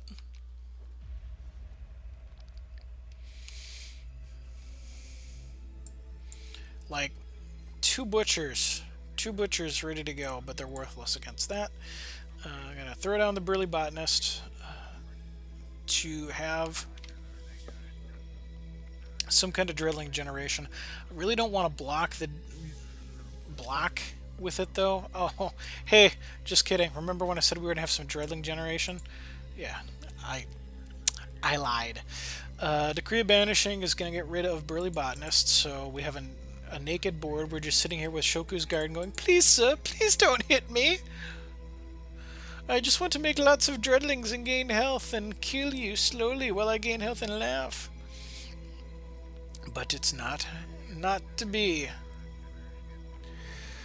So this this is less than a 2-turn clock. I'm an old man. It's only 8:40. I shouldn't be yawning yet.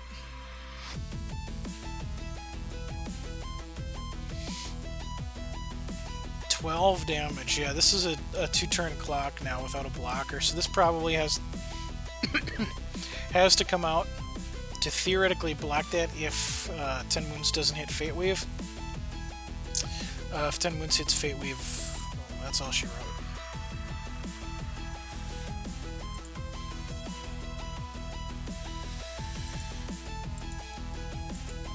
Let's get some dreadlings down.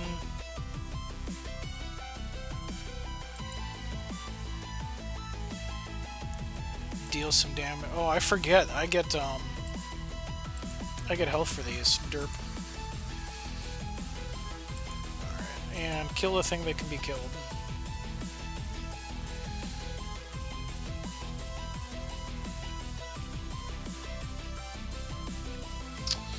Alright, so it's not insta-death this next turn.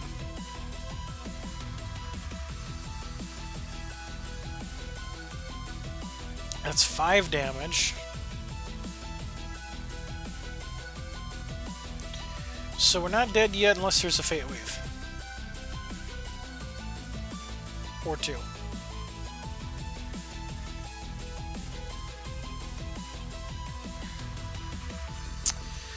Okay, so still not dead. Still dead. Dead. Super dead. Lethal. Just kidding. Boom. Wrecked.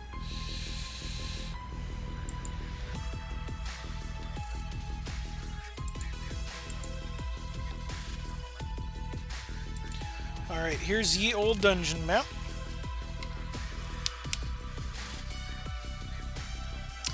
And so the question for TenMoons now is, are we taking the same path? Are we doing 5-9 again? Or are we mixing this up and going a different route?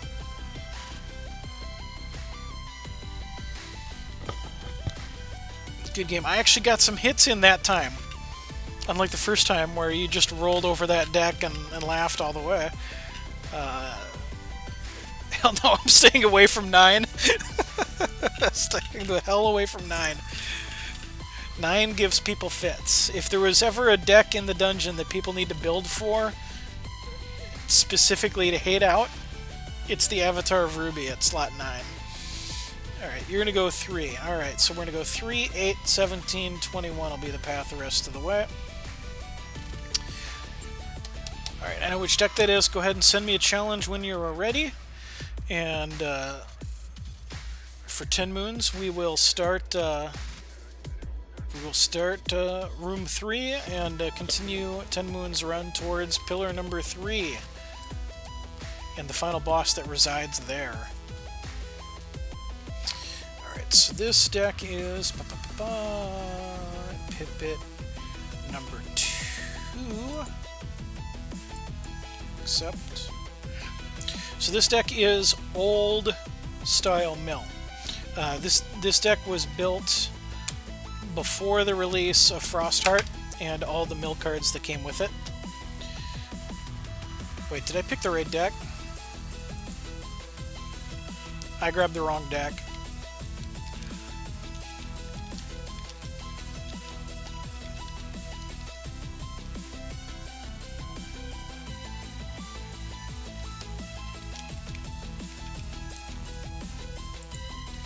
Yeah, I picked the wrong deck.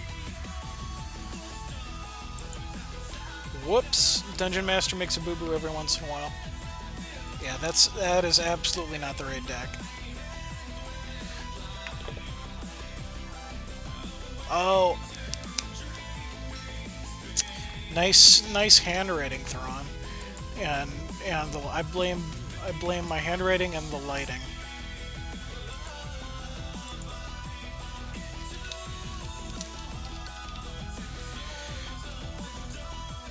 I know which deck I was supposed to pick.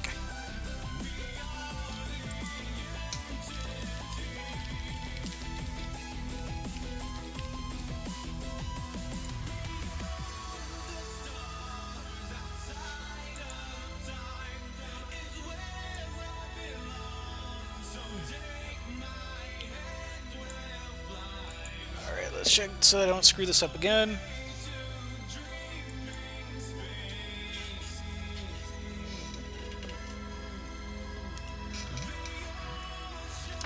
Which deck was that? Yeah, okay, so that one's actually in the dungeon.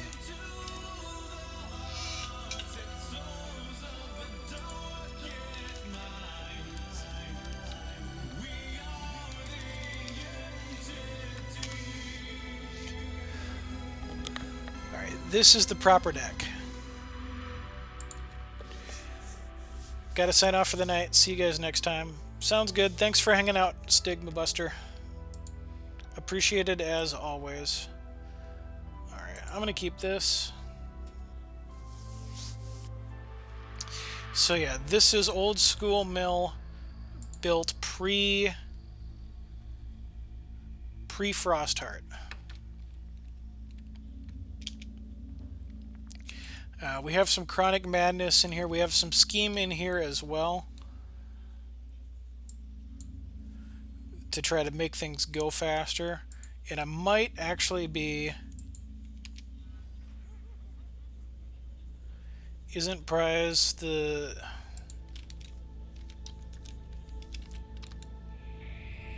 No, it's prizes. You gotta... Okay, you gotta pluralize it.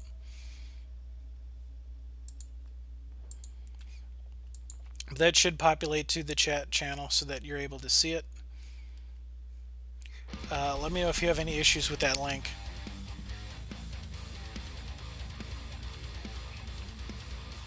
But I believe it should work. Alright, so TenMoons has a couple Howling Plains, no Diamond Threshold yet.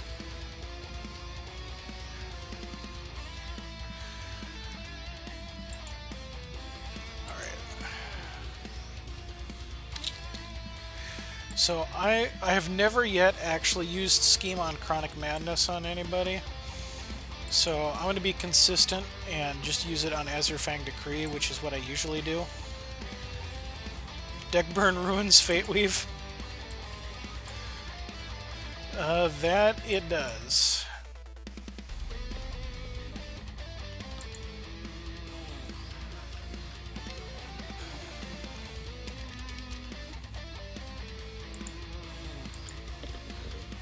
That wasn't even a matchup that we had in mind yet.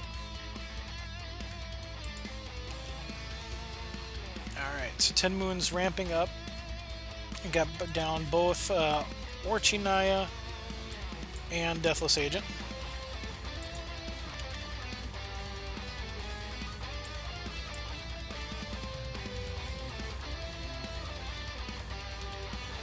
Alright, so start with a good wholesome Azurfang Decree to take 5 cards out of there, and then now that there's some spiders in there, I'm going to go ahead and bury a couple more and pass the turn back.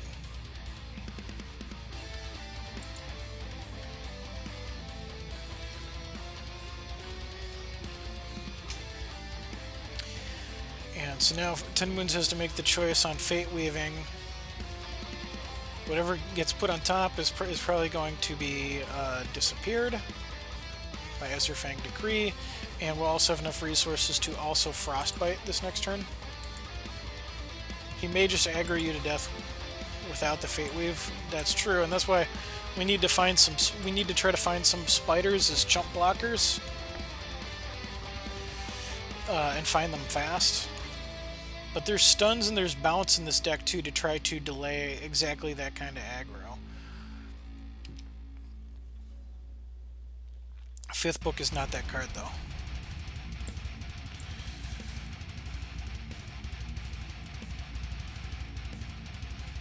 Ooh, a spider.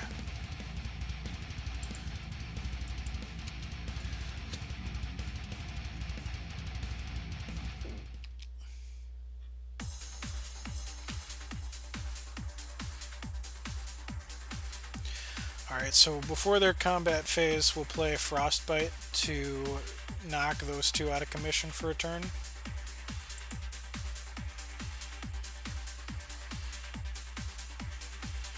So I'm more than happy to let them do all the setup they want right now. That's totally fine. That's not a big deal.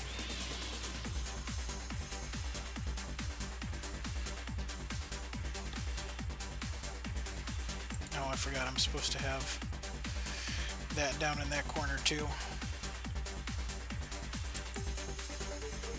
For the VODs. Oh my god, I'm stupid! I had my chance. I said I was gonna stun there, and then I passed the phase. Oh, why do I do this to myself?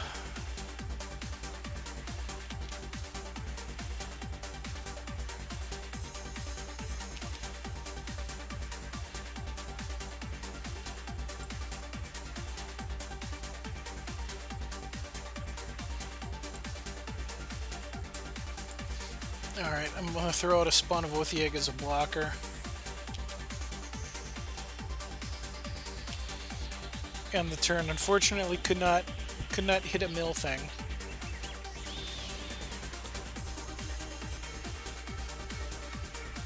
Alright, this time, I'm going to do this right and proper.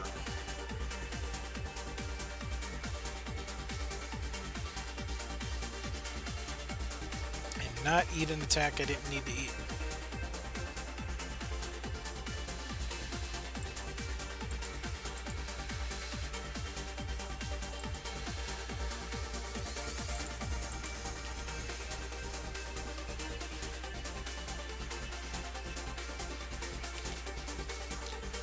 So get one threat off the board. Maybe not optimal, but okay. Fifth book.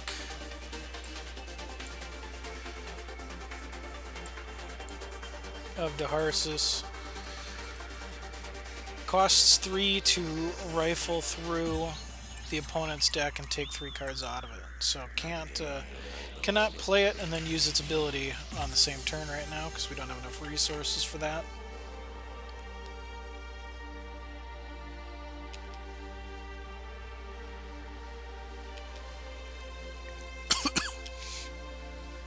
So need to find something good or just dead now.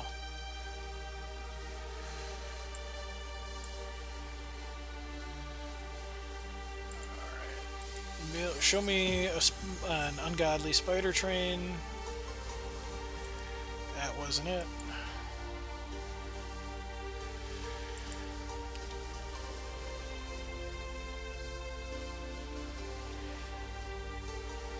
Battles of Destiny, Poppy Cake Peddlers. There aren't that many spiderling eggs in there.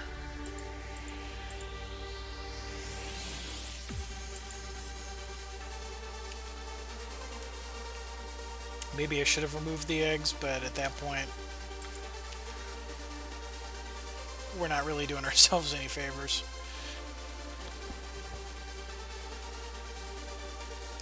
So probably just dead now.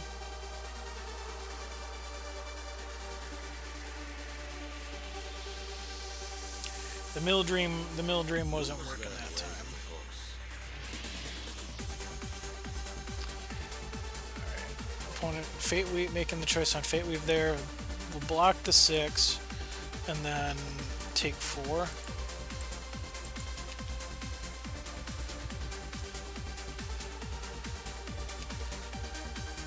And still dead. It was a trap!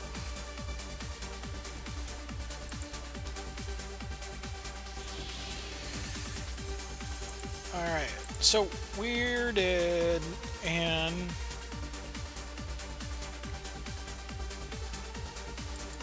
oh my god, I had Verdict.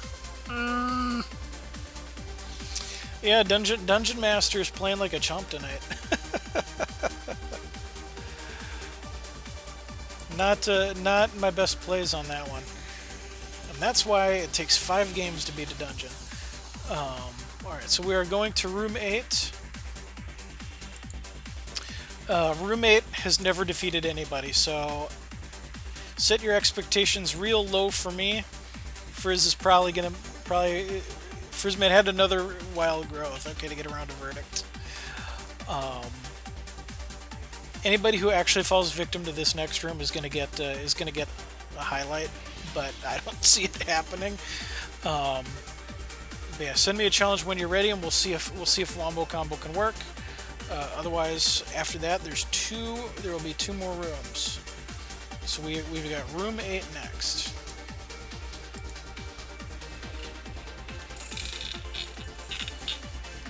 I think the Wombo Combo is too slow to survive against Fate Weave.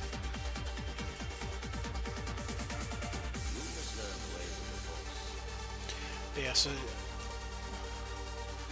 watch now, I'm gonna get shard screwed or something bad. You'd have to get pretty epically shard screwed, I think. But we'll see. We'll see. So yeah, just shoot me that challenge when you're ready here. And I'm not gonna make a mistake on which deck this is.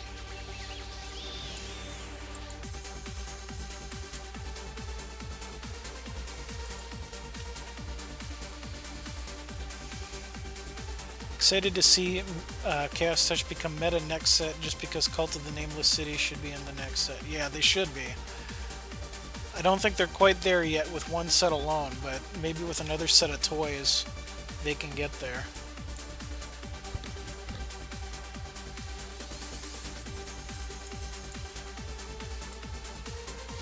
Alright, so I am keeping a hand that doesn't do anything.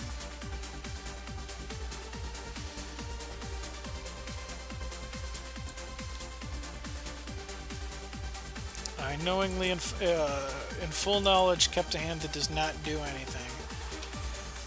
Because it has a Demented Demolisher in it. Pay 3 sacrifices, void all resources from your deck. And we want to get to a decent number of resources and to be able to play things, and then smash all of those out of the deck to try to get things to start going off faster. You're walking in the woods.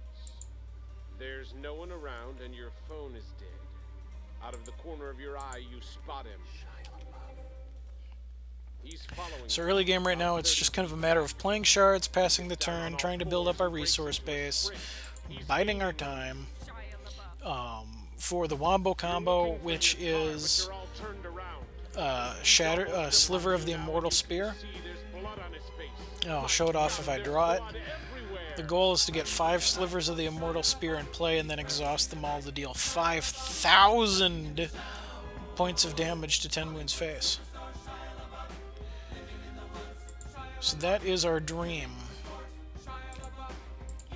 But this deck has proven very slow to go about it, so it's not actually worked yet. But you're hopelessly lost yourself. Stranded with a murderer, you creep silently through the underbrush. Aha! In the distance, a small cottage with a light on. Alright, so there's everyone's favorite spell, Shielded Fateway Flyer. But your leg! Ah! It's caught in a bear trap!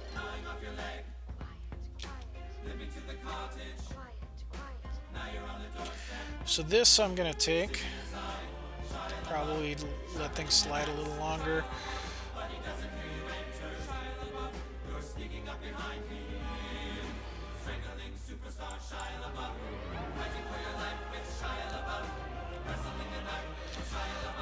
Alright, and now we'll just sit and wait. We have Lullaby, we have Shard Ward, we have Winter Moon Power to put those back in the deck. So maximum stall.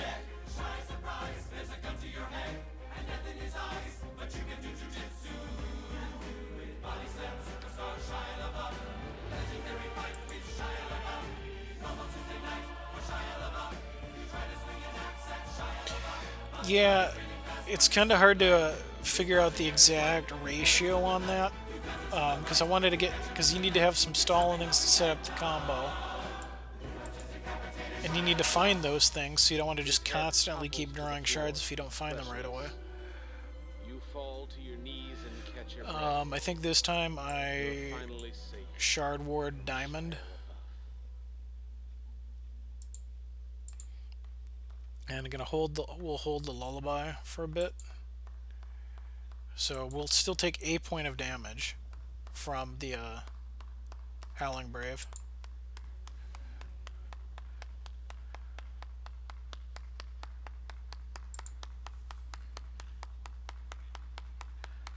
Alright, so there's our first Sliver of the Immortal Spear.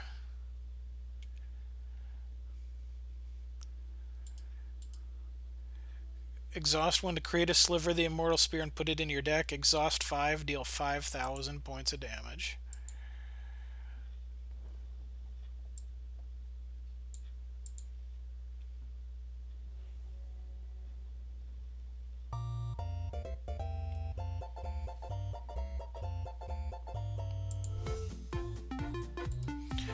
All attacking troops. So if it doesn't attack, it's not reverted.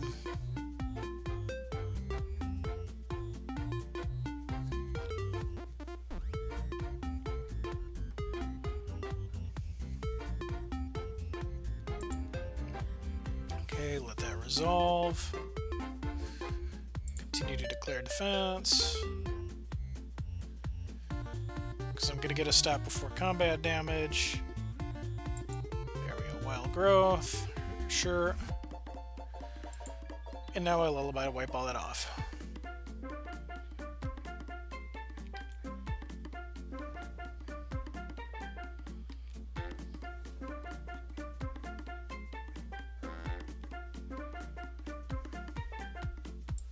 Okay, I'm going to take a fast shard here.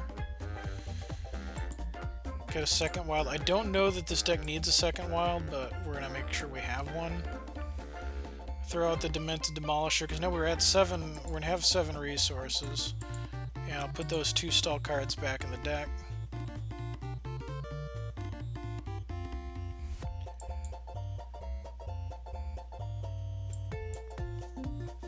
And pass it back over.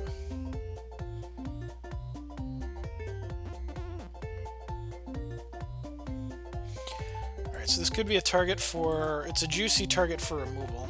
Yep, Battle of Destiny. That's not combat damage, so... Can't actually stop that with anything right now. Unfortunately.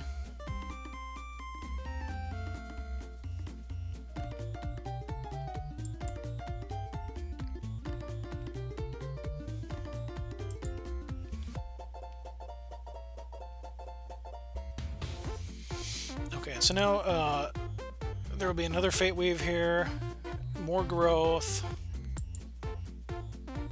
We have the opportunity to wipe it off again. But we're running out of chances now. It does cost 3 to sack them.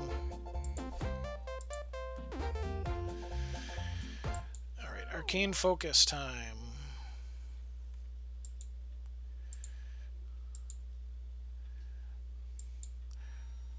Yeah, pretty dead now.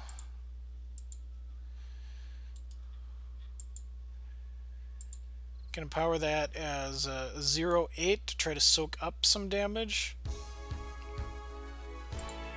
But a lot of stuff is gonna still come through.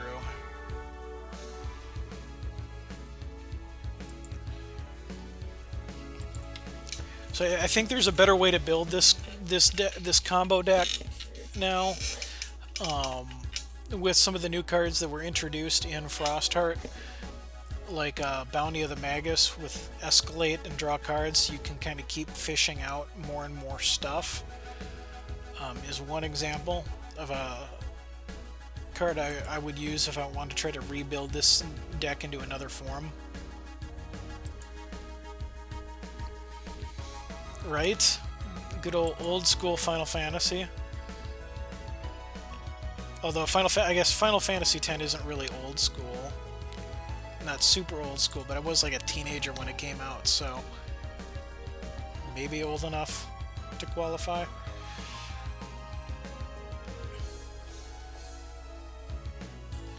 So that's 16, or 6, that's 10, 13, 14. I think that's enough. That is enough. Alright, so Janky Combo Deck maintains its O for everything status.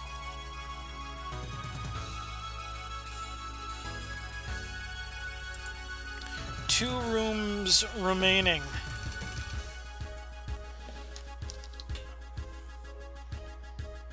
Two rooms to go. So we are at room number 17 for those of you following along. The fog was real. The fog was to try to set up for the combo that never got off the ground, unfortunately. So good games. You got 3 decks down, 2 remaining. So go ahead and send me a challenge when you're ready here. Yeah, I love the Sphere Grid of 10. I'm embarrassed to say that I bought the HD remaster and I've barely, for PlayStation 4, and I've barely played it. And I should work on that. But I have so many games that they often don't get enough love, and I spend so much time playing X.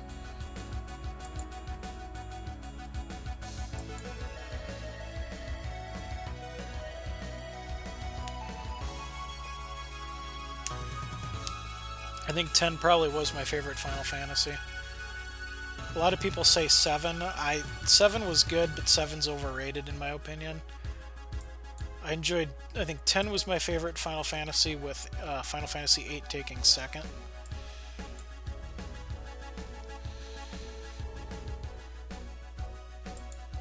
You'd watch an FFX stream?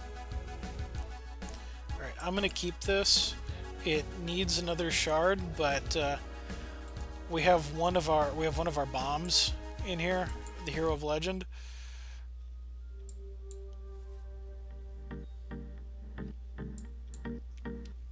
We're getting into the hard stuff, folks.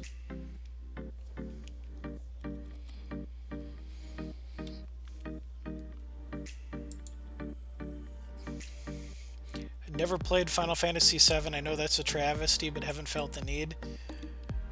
Yeah, I think at this point, the people who've played it, holds a special place in their heart.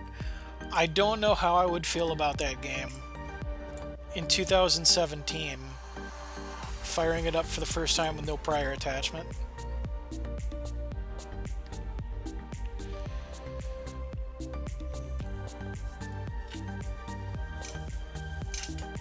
Because I'm not much of a retro gamer, really.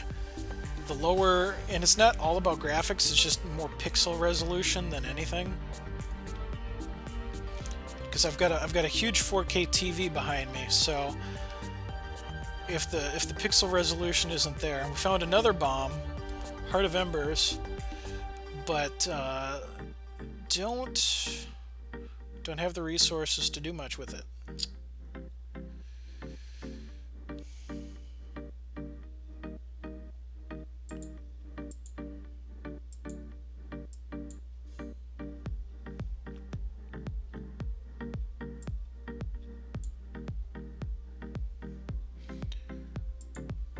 So I don't like being stuck on 2.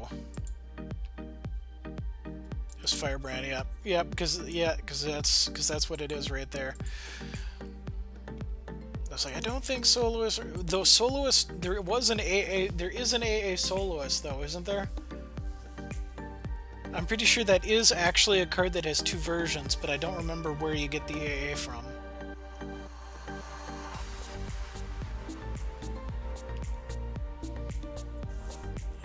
Here's the card that we can't hit with anything.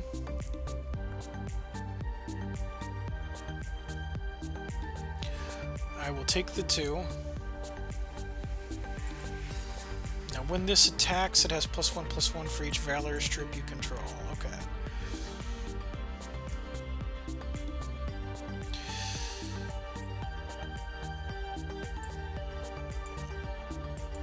It's probably a holiday, yeah, just not Valentine's. I really need some shards, please.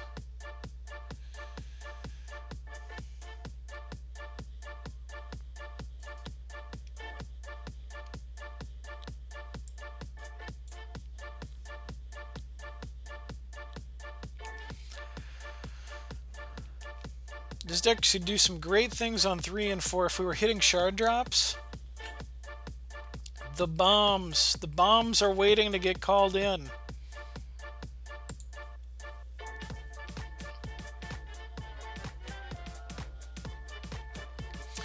But so where we're sitting at here, Battle of Destiny takes out the Ashwood Firebrand. That's now, oh boy. All right, so that's 4 damage coming in, or 8 damage coming in. I don't know if this is right, but I'm going to take it.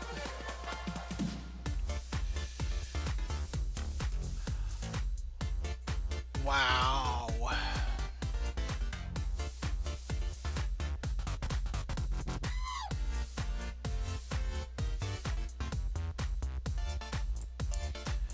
Alright, we're pretty good, I guess.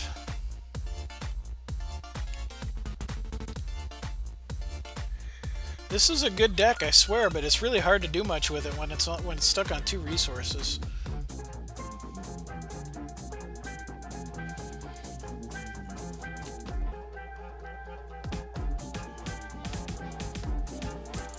take down that notice since we're in the last hour of the night.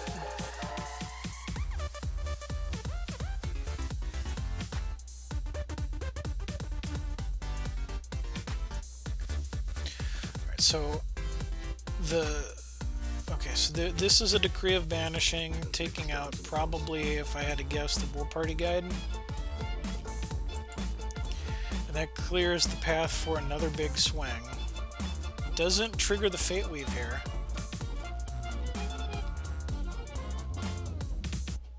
So I'm probably being real cavalier with taking the hits. There's another Deathless Agent, and that's why the Fate Weave wasn't done. Was to get the value off of that next turn.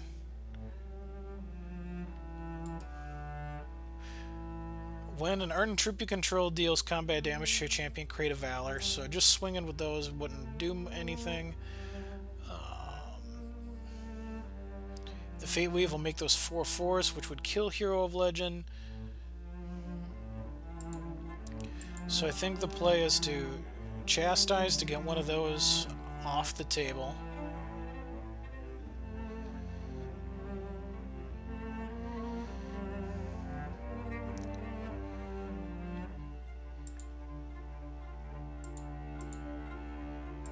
And I'm going to just put a Valor on the Adamantium War Priest and pass this back over. A Ruby Shard next turn would be great. Get Fate of Embers in here, or Heart of Embers, but Heart of Embers can't still pull which FFX battle theme, which is better, FFX or Golden Sun? I played Golden Sun. I don't remember the theme off the top of my head though, because that's been a real long time.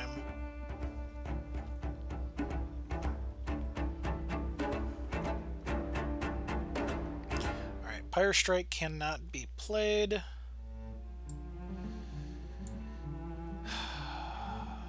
Play the Hero of Legend and feel sad, man.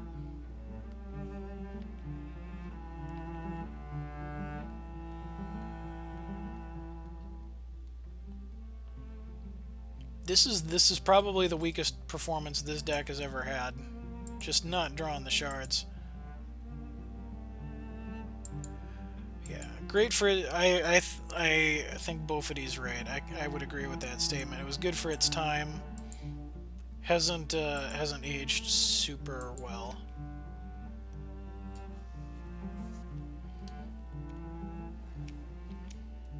Wild Growth on the dude. So our Hero of Legend is not so legendary.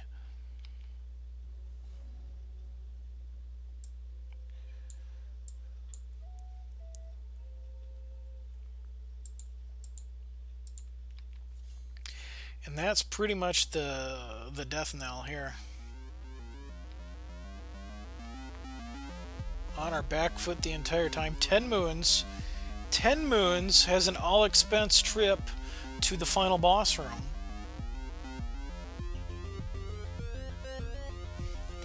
And I don't remember if this particular boss has been played yet, and if so, how long ago it was. So I gotta block both. You've played Final Fantasy 7 through 10 at least 5 times each to completion. That's impressive. I'd never finished 7. I got really close to the end, but didn't actually finish it. I finished 8. I don't think I even got past Disc 2 in 9. I know, I'm terrible, but I didn't get very far in 9. Didn't like that one very much. And then I beat 10. 10 was probably, of the 7 through 10 run, 10 was the one I was most thorough in my completion in. I played the crap out of that one. Alright, so here's a giant Fate Weave, so all of these are going to sail over the head, and that's going to deal 12 damage to us. That's going to be a good game. TenMoons. Moving on to the final boss. Play some Xenoblade Chronicles, have need for a JRPG. You know, as somebody who plays primarily on Xbox, I really wish Xbox could get some JRPGs, because their support for that genre has been abysmal for years. you never thought you would never get that diamond shard? I was just praying for a shard. I had the Hero of Legend in my opening hand, and then I found the other one. So like, what the fuck? Yeah, you're in the late game now, son. You're in the late game now, where the AI cards start showing up to play. So you got the final boss now. You are in the very last room. So good luck to you. You beat this one, and the grand prize is yours. I mean, I try to get these escalating in difficulty. So good luck. Have fun. Final battle hype. Frizzman versus room number 21, aka the Pillar 3 final boss. Victory here means there's only really two viable paths left through the dungeon, but just one boss. And so we're just waiting for the challenge here. There it is. And I'm going to make sure I don't accidentally pick the wrong deck again.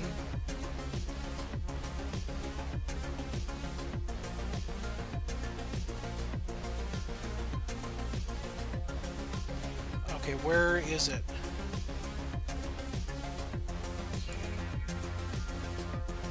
This final boss. What the... Alright, hold on.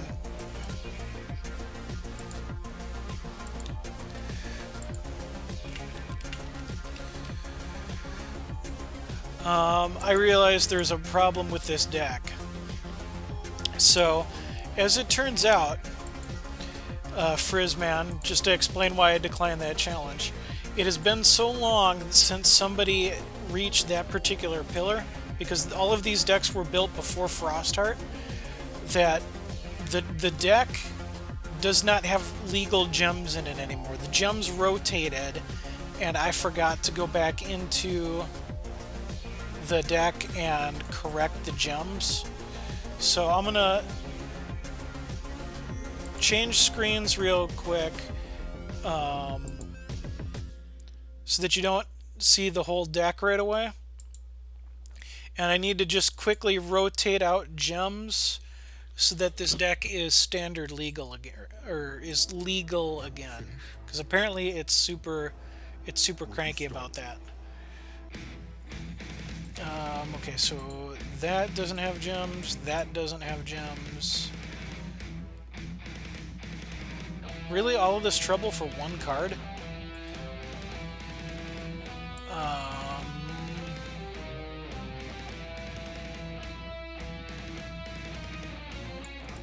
But that gem's still legal. What's up, Function? That gem's still legal. Why did you not, Alright,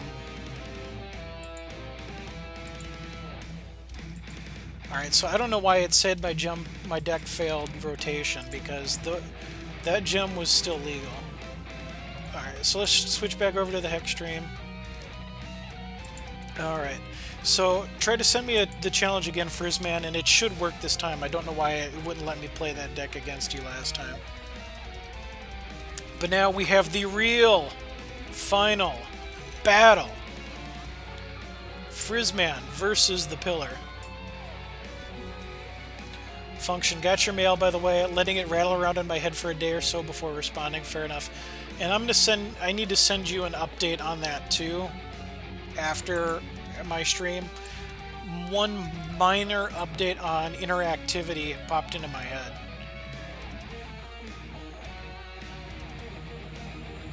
Here it is, SS Final Boss.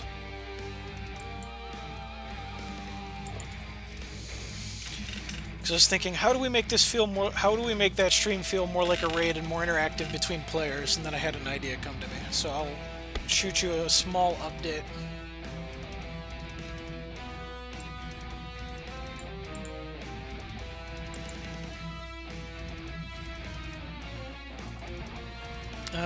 Gain a charge, Orc Allegiance. It just requires Orc Allegiance. There are orcs in hand, so I'll keep this. Probably use this as a slow shard turn 1.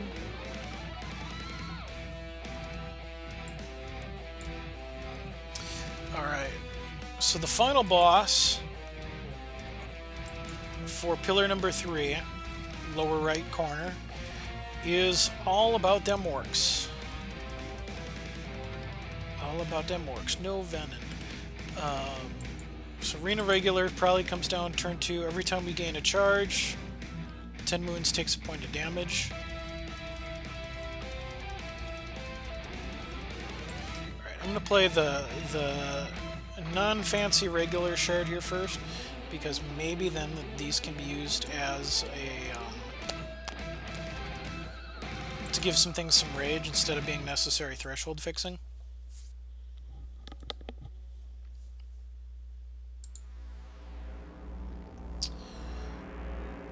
TenMoons function, since I think you're just tuning in. TenMoons is running a Fate Weave deck, which I think you may have actually seen before in your Frenzy tournaments, and I think he'd mentioned earlier running it there. Or a couple people at least have been running this. I live in fear of Poppy Cake Peddler because that makes everything bigger upon Fate Weave, and there's tons of Fate Weave going on. Deathless Infiltrator gives me fits because it likes to go up into the sky and start flying. And because it's just generally a bastard and can't get hit by anything. So, Shard equals point of damage.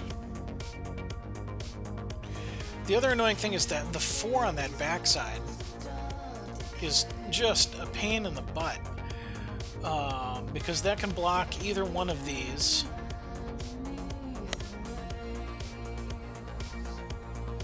And I can't finish it with Cremate.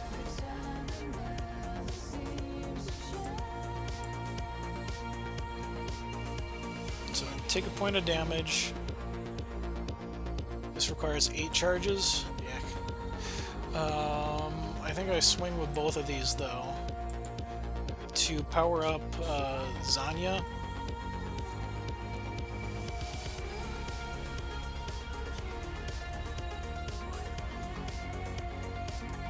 And now Zanya Bloodfist has Rage 2, Speed, and Crush.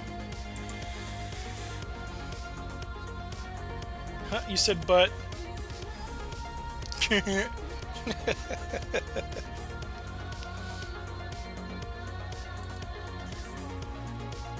Like troops that have a big booty.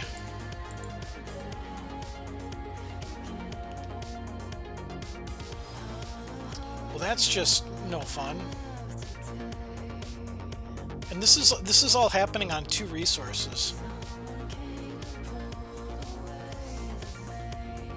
Alright, so that's a pair of 4/4 flyers. So now Zanya can't even swing and live.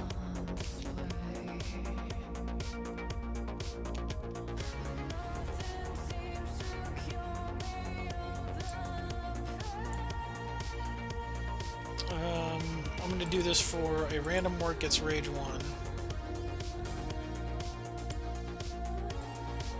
And it was this one.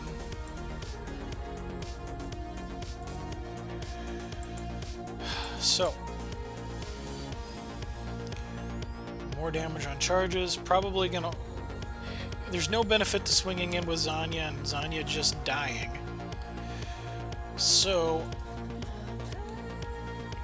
Zanya's gonna sit for a turn until she can be invincible, I guess.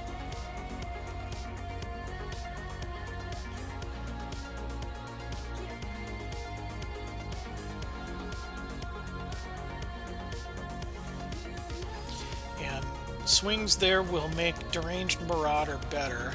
Either cheaper more attack or more defense. It's all random. We don't have a say in that. No! No! Decree of Banishing is going to take out Zanya. Get wrecked.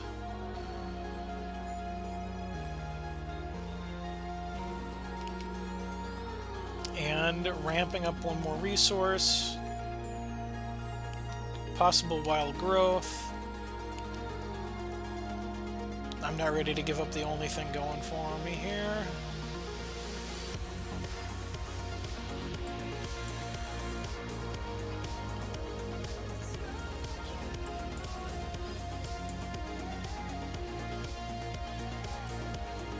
Okay, so this has Rage 1, and this has Rage 1.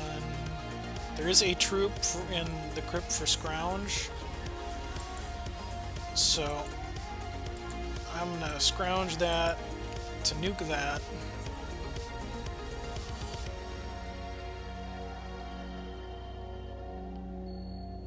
Get my resource back.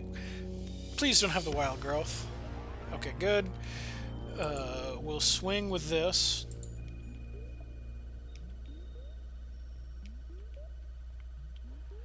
Alright, and I'm gonna play the Deranged Marauder that got an extra point of attack.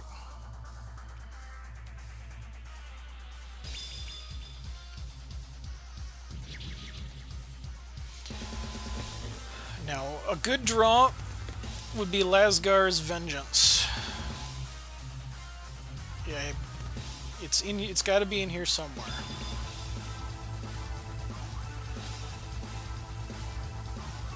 I just got to believe. No! No!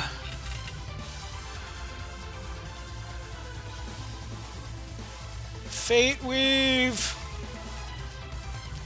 Fate Weave absolutely destroying High Cleric Marzul.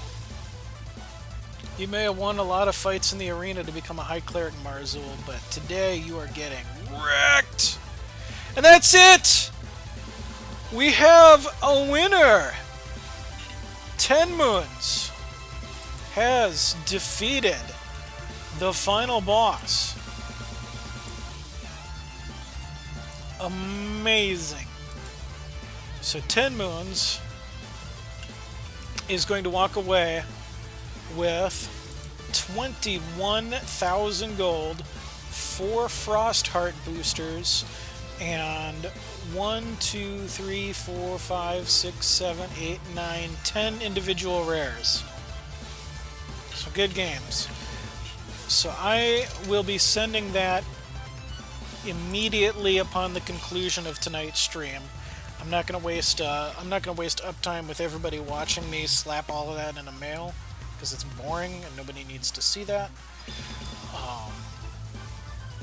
But basically, since it's already 9:30, you'll see that your way within the next half hour or so. So I need to change this from current prize pool to TenMoons prize pool, so that I do not forget. And then I'm going to move all of that down, reset this to current prize pool. I'm just updating my Google document here, which again you can see by typing !prizes, plural. Oops. I want to get with you and send you some stuff to add to the dungeons. Much appreciated. Hopefully the mail system will work for you. So current prize pool. I'm going to start it at 10k gold for the next run here. And I'm going to add in the Merry Caravan and the Aspect of the Squirrel. So we have 2 rares in the initial offering. And 1 Frostheart booster. So that the next prize pool is not completely naked.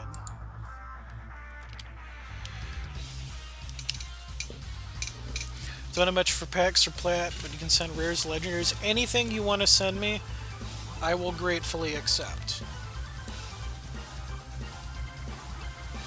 You know, it doesn't...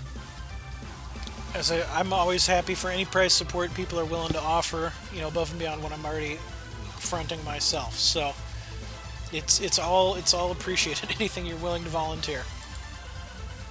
But okay, so Frizzman has won our dungeon.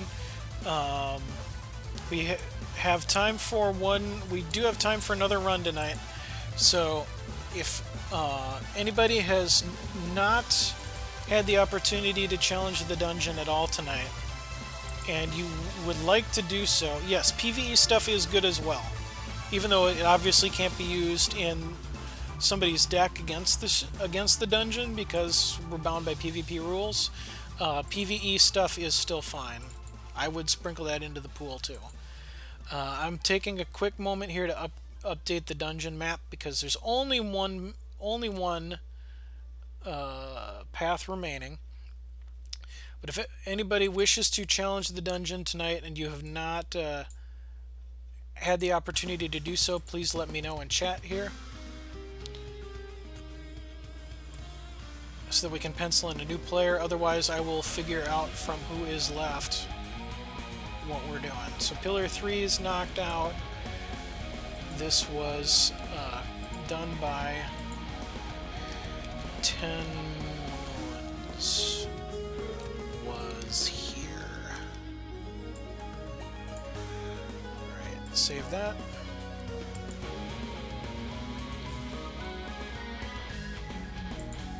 And now let's see if this updated correctly. Alright, so there's the dungeon map. Three pillars have been knocked out. Yes, Bodefy's correct. You would be next up if there's no new players who want to challenge the dungeon. So right now, from room 1, there's going to be two choices. You can either go, if you beat room 1, you can either go to room 5 or room 2. If you choose room 2, then you're going 9, 14, 18. If you choose room 5, then you can choose whether you go 9 and make your run on the final pillar, or if you attempt the sole remaining bonus room. So, before we... EFOS, I'll join it. Hey, excellent. We have a new player.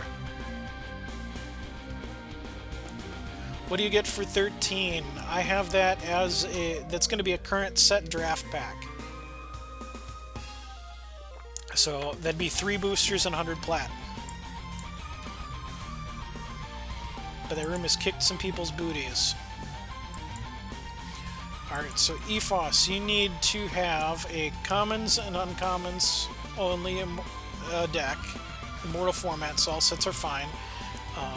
And I need to know your in-game name so I know who I'm sending a challenge to.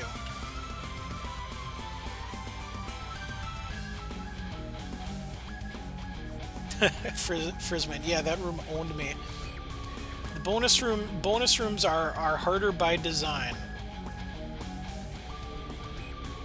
And I do this, I do Dungeon Masters of Entrath every Wednesday from 5 to 8 p.m. Pacific, which is 7 to 10 Central Time.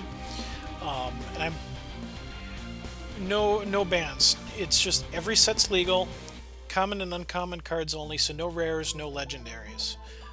Otherwise, it all goes. So it's basically the same rules as what Function has been using for his Tuesday tournaments. I do not obey those same rules. You will see some rare and legendary cards in my decks to fill in the role of AI-only cards and to help kind of present a little bit more of a challenge for players. But that's kind of where things are at right now. Different dungeons may have different rules, but generally for accessibility to the widest possible player base, I've been largely sticking with common and uncommon variants.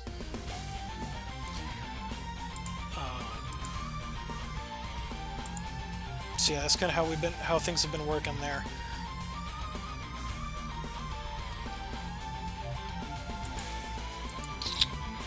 So I'll give EFOS a second to see if he needs to throw something together.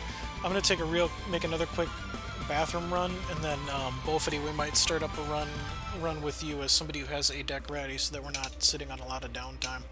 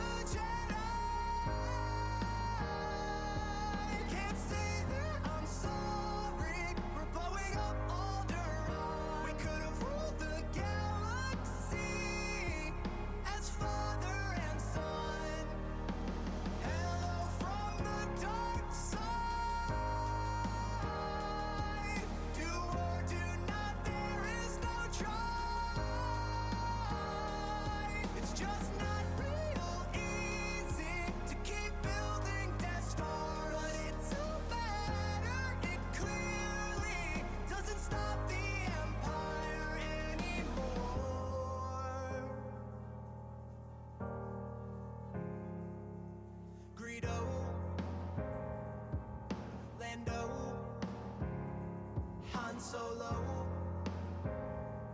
C-3PO, Admiral Akbar, Django, Kid Fisto, Bayo, Watto, Supreme Leader Snoke, Poe, Kylo. Alright, I'm back. Thanks for sticking around. Alright, Bodefy, if you're still ready to roll.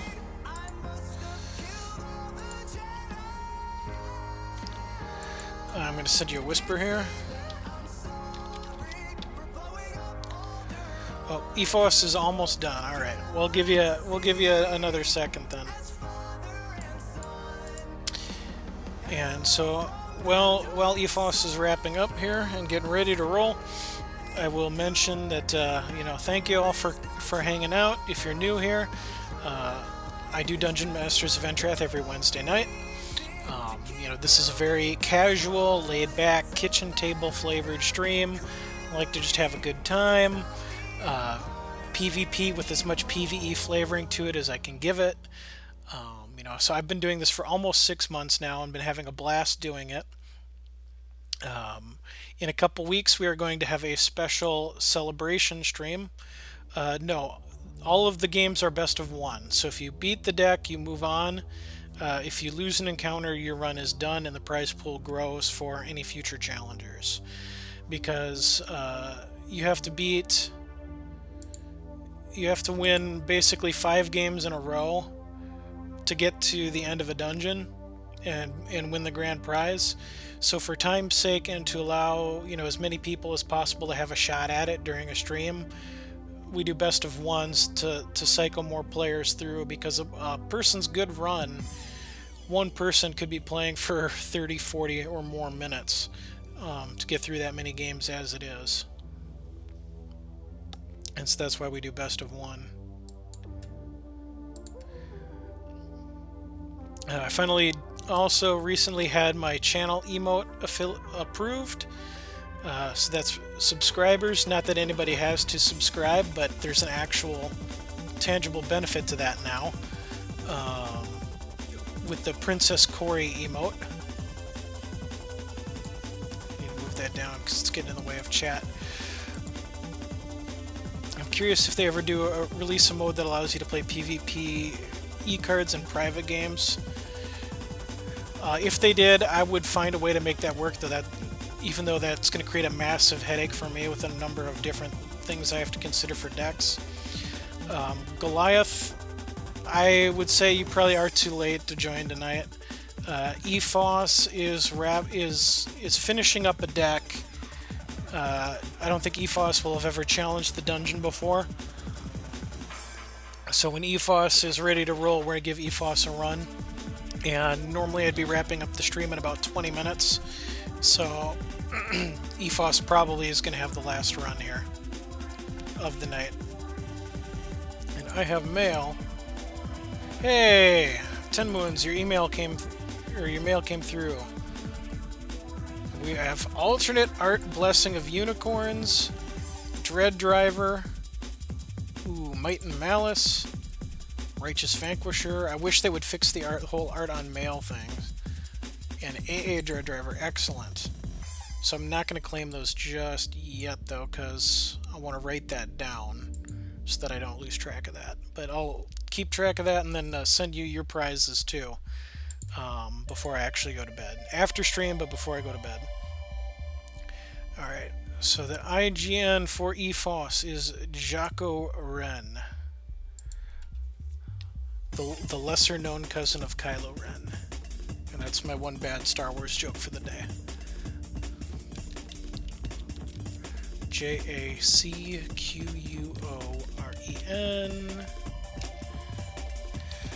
Challenge me when ready.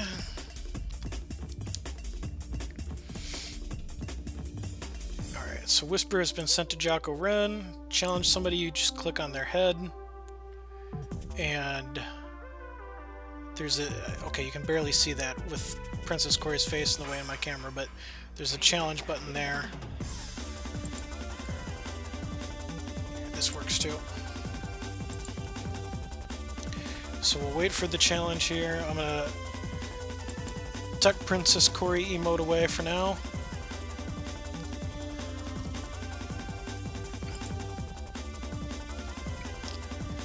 And Jaco Ren is not going to start on the final boss. Silver Standard Room 1. Yep. And now, I've had the map up earlier. The encounters are always the same, and the decks remain the same for as long as a dungeon is running. So if you've seen a deck and you know what's in it, that's not going to change. So the advantage to being a regular viewer is that you can start to get a sense as to what is in the dungeon, what each deck does. EFOS has pledged allegiance to the Empire! Woo! And we have our first test of my updated notifications. I'm so happy that those work properly.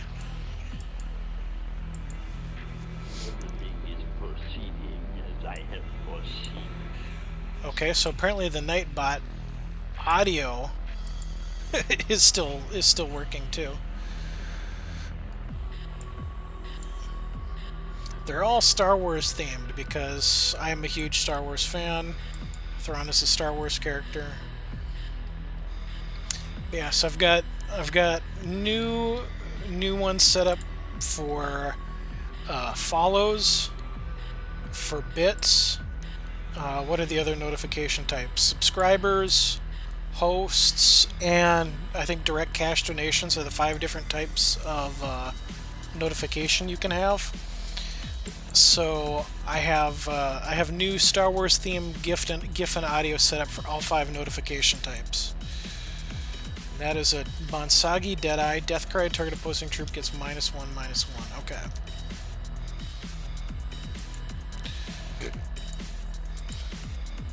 Huh. I have no idea why the mail system would not be kind to you, but I'm not in a rush. Whenever the mail system is feeling like working for you is fine for me, and I do sincerely appreciate the support, TenMoons, aka Frizzman. Old School Tunneling, Feast of Abundance 2015 sleeves. I did get the first mail you sent me.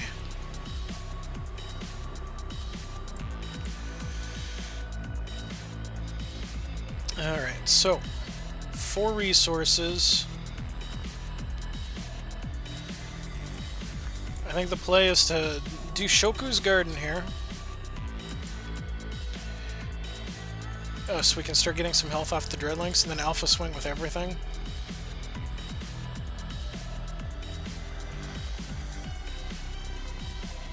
And I'm gonna let that happen.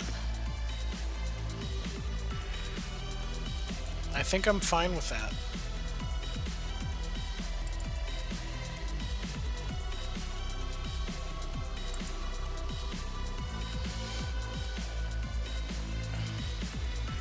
Yeah, it's trying to send 30 more cards. Had send mail error. I'm getting terribly vexed. I wonder if anybody else is having that kind of an issue.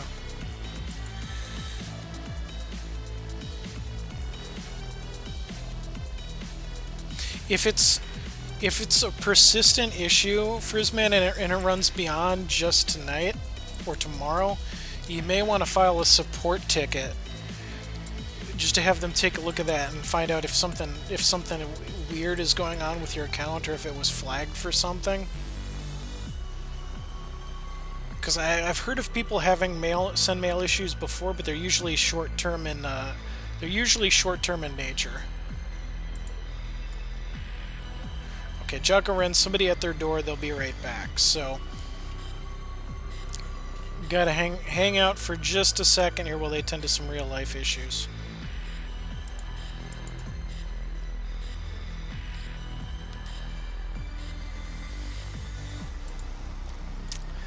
So we've got 2 Monsagi Deadeyes in the crypt there. So this looks like a very Shinhair themed deck with Bonoshi the Ruthless, who's not seen a lot of play lately. Sacrifice a troop at 3 charges, and another troop you control gets +2/+2. I should also mention, because I haven't mentioned it at all during this stream, the follower goal you see up at the top. When I get to 150 followers, as a thank you for everybody who has kind of joined on to the Empire to hang out, I will be finding a day where I pull up Netflix. We're going to do it as an IRL stream. And on Netflix, there's a very terrible movie called Cowboys vs. Dinosaurs. And going to have that stream running. And I'm basically going to give it the Riff Tracks, Mystery Science Theater 3000 treatment, where we're going to watch the movie together on stream, and I will be just kind of live stream of consciousness, riffing on it, narrating it, making fun of it, and to the best of my ability, trying to turn a movie about cowboys and dinosaurs into a HEX TCG story. So that's going to be kind of our special hangout when that milestone is reached. We're 17 followers from that happening. Function says he needs that to happen. And for those people who cannot make it live, you better believe that the VOD of that will be available for people to review and access later. That will be saved around, so if you can't catch it live, you'll still have your chance. First man, I'll try again tomorrow. Got to hit the hay. Good night, all, and thanks so much. Well, thank you for hanging out. I love having new players pop into the stream. Seeing new faces start to interact. Every new face helps grow the show. Positive word of mouth is helpful. All the feedback I've gotten from people has been positive, which is great. But if you do have constructive criticism, if you think there's something about the format that I could change or things that I could do better, I'm happy to hear it. The best venue for that may be to contact me on Twitter. My Twitter handle is Throne Omega, same as it is on Twitch here. Or contact me, via the Hex forums. Send me a message there. Just say, hey, here's what I'm liking, or here's what I think you could do better. I'm happy to hear what you have to say. I usually say constructive criticism may not be best during the stream because there's not a whole lot of changes I can always make on the fly.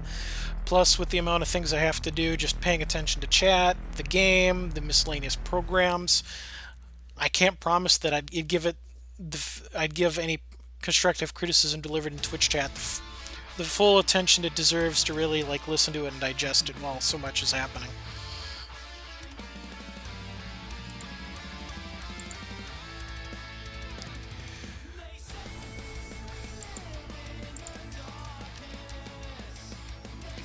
Alright, Jakarin, sorry, something serious needs a few more minutes. I'm gonna still advance my phases. But we can all just hang out and chat. So what's new in the world of Hex for the rest of you? How are the Frostheart games going? Are you playing limited more, playing constructed more, splitting time 50-50? I mean, when you're not challenging me in Dungeon Masters of Entrath, how have you been spending your Hex time?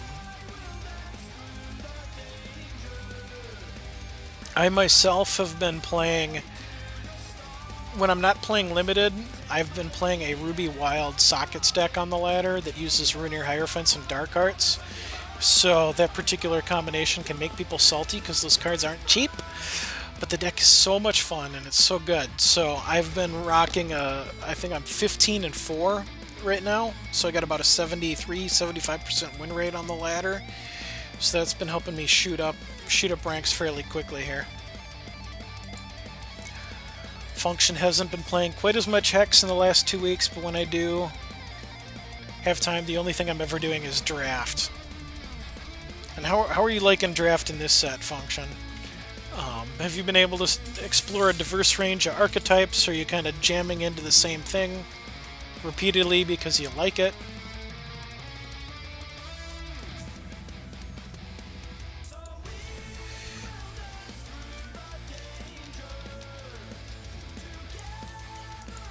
Alright, I think Jakaren's back now. Jakaren has given me some practice on how to fill dead time.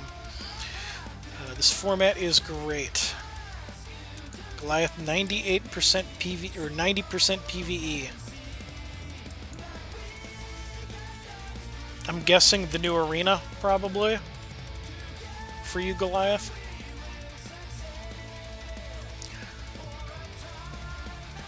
Was playing Yodel for mostly.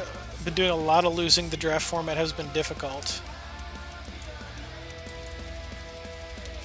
Function tries to jam Wild as the default. Goliath is just farming. You and Nicholas both, or aka Artifaction. Lots of farming and prep for the Kismet packs. Shinhair. When another Shinhair you control dies, this gets +1/+1. Alright, so that's a nice big 5/5 now.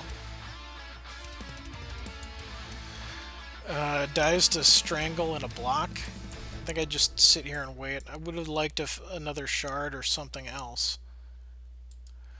Wakazashi War Bunny.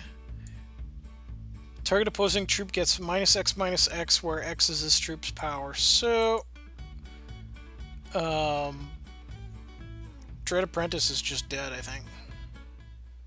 I'm still strangling that for spite.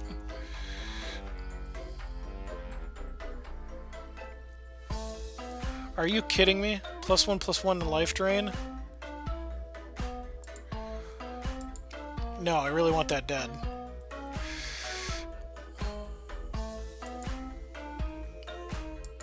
I have to go to, oh yeah, campaign for the gold. It is faster.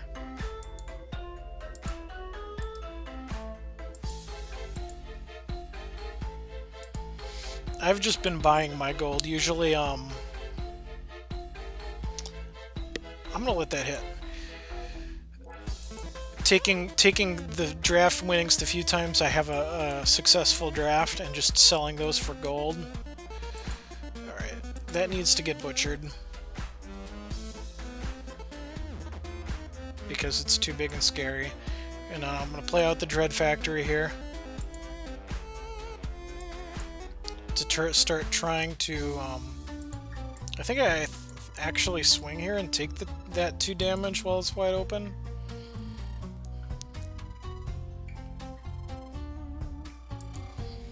Experimenting with the Frost Ring Arena takes a good chunk of time too. Yep, I've gotten a little bit lazy, and most of my runs with that have been using a mill deck. But I want to start branching out and actually being creative instead of just trying to farm stuff. Dead Hand is dead. 4 resources, need 5.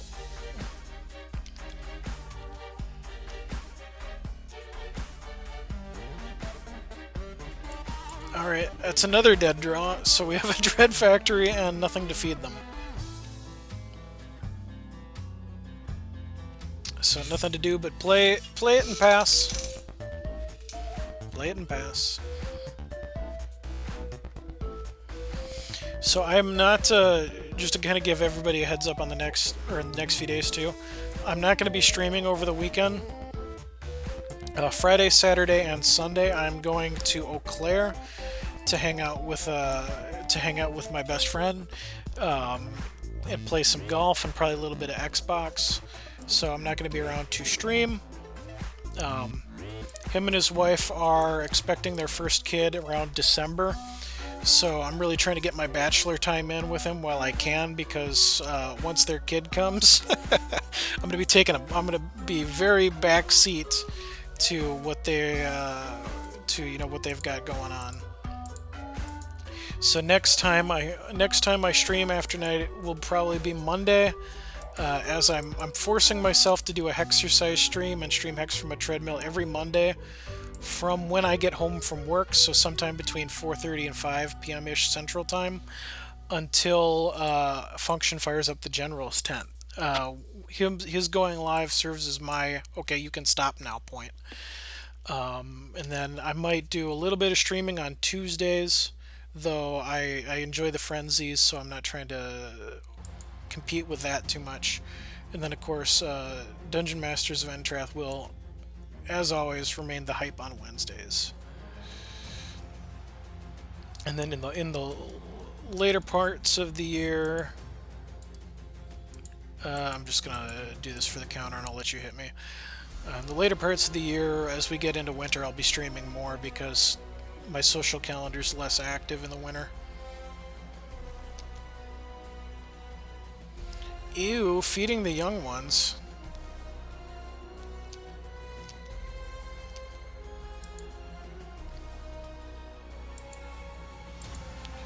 Most of your decks, Goliath, struggle in the arena, die early, like tier 3.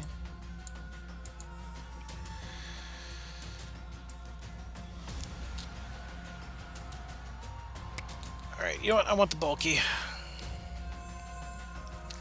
I need to find some troop presence here, though.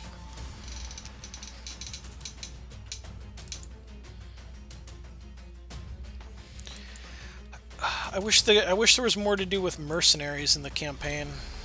No.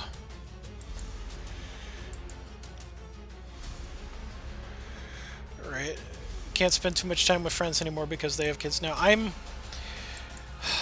30, and I'm finding that this is that awkward phase in life where there's two classes of people, and I don't put any. There's no value judgment in this statement. I'm not saying either group is better or worse than the other. So I guess I shouldn't call them class. I'll call them groups instead. There's two groups of people. There's your I'm married and I have kids, and your I'm single. And those people are worlds apart. And the number of single friends I have has dwindled to a very small group. I'm like the last man standing of my class and my friend group, it seems, of people who are completely single. And the growing number of people in my friends group now are starting to have kids too. So it gets a little bit awkward for me. I mean, I'm understanding about it that I have to basically juggle what I'm doing to fit around them because they have more going on than I do. But yeah, it just gets awkward sometimes. Feeling being like the odd man out. So if anybody knows some single ladies who enjoy Star Wars or Hex, I'm around.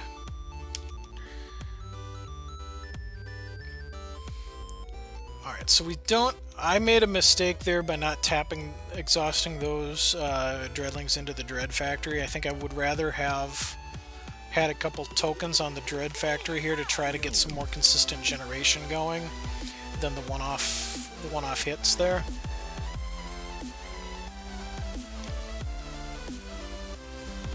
Who needs friends when you've got stream? Right? Just go to work to collect the paycheck, come home, play Hex. That's all you need.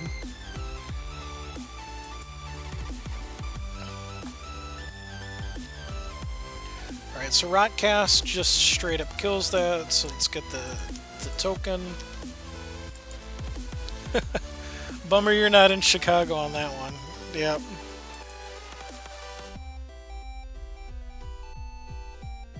No, as much as winter sucks, and I absolutely hate Minnesota winter, I'm still too damn stubborn to leave.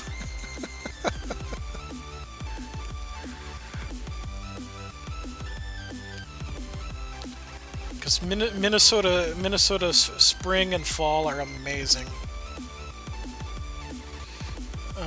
Yeah, let's attempt to kill that. Alright, so I hear the follower alert. I hear the Nightbot follower alert. Let's, what's going on? Somebody didn't get their proper credit. There it is.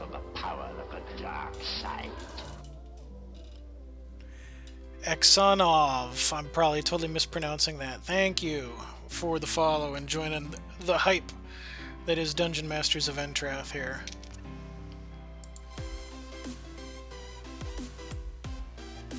And I need to figure out how to get Nightbot out of the channel so that there's not random disconnected remnants of the old notification system.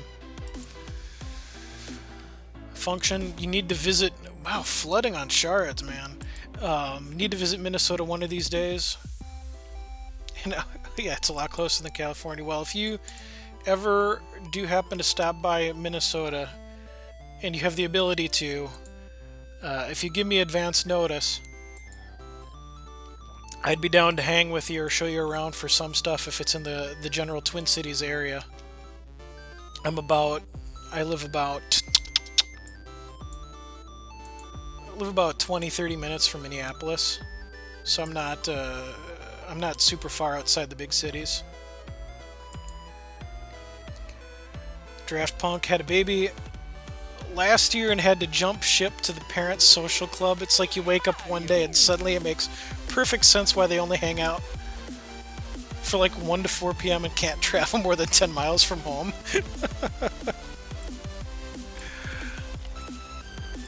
Alright, so rather than swinging with these, I'm throwing them all to the meat grinder of draft or dread factories to try to get these things online. Now, oh god. Oh no. Profane Ritualist gets bigger for every dead dreadling. Oh no. That's super bad. I just made a huge mistake pumping up the Dread Factory when I don't have a means to get rid of that. Oh no. Might not be anytime soon, but I'll likely take you up on that someday. I think most of my family isn't too far from there. They're in St. Paul, yeah. St. Paul is the further away of the two cities for me, but I can still get to anywhere within St. Paul within 45 minutes.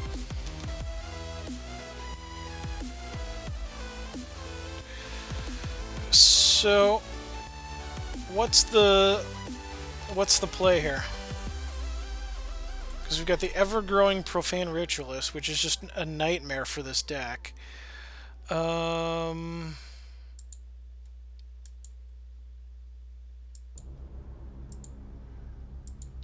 some more Dreadlings. I mean, if you're going to hell, keep on going, right? What? This could exist. Perfect World, every one of those hit. That's 2, 4, 6, 8, 10. That's still not lethal. There's blockers.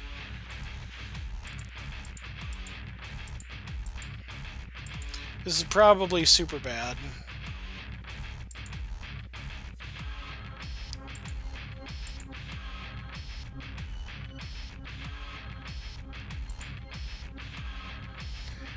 But I gotta still keep trying to do my thing and hopefully not just die. And then if You know, if we do just die, then Jacko Ren can move on to the next room and we keep going rather than me bashing face. So that's a 2-turn clock. Really, what needs to be found is a butcher here. 2 butchers have been used, so I think there's still 2 in the deck. But the gigantic profane ritualist threat is a real thing here.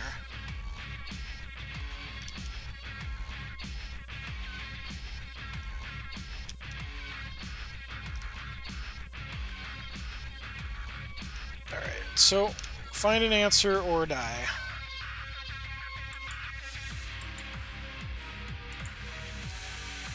I think we just die.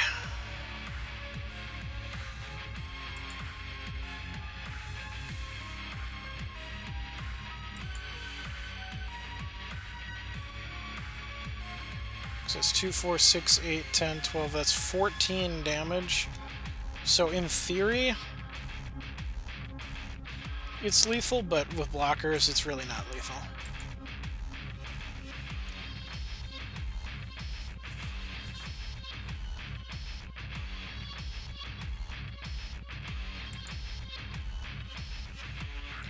One, 2, 3, 4, 5, 6, 7. Oh, strangle. Strangle on the only blocker next turn. Oh, we hit him on 1!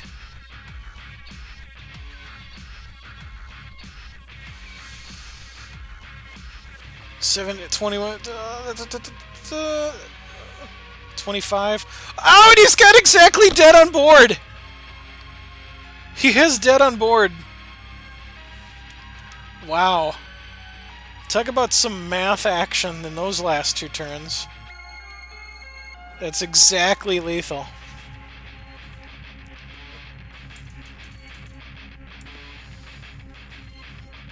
GG, man. Alright. So, let's see here. I got to forfeit out of this because matches are best of 1. Let's pull up the dungeon map again.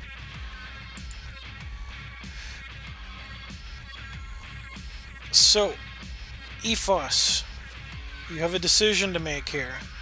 Do you want to go to room 2 or room 5? Room 5 gives you a shot at room 13. And room 13 is the bonus room where you could win a draft pack if you manage to beat it. Otherwise, you are not required to play room 13. Either way, from the second room on, it becomes pretty much a linear path of 9, 14, and then 18 is the final boss, because all the other rooms have ultimately been defeated. Room 18 is the final boss, so you need to work your way to that, and then if you beat that, you win the grand prize, which the grand prize recently reset because TenMoons took out a boss earlier on tonight's stream. Alright, room 2. Room 13 seems like a lucky number, right, me bum? It has not been lucky. It has not been lucky for everyone who has challenged it, which is why it's still remaining. It killed Jadim Jedi. It killed TenMoons. It's lethal. It's a very hard room because if you win it, you're guaranteed a draft pack whether you beat the rest of the dungeon or not. Alright, so Ephos, go ahead and send me a challenge when you're ready, and we'll fire up the next room in the dungeon. Alright, this is going to be this deck.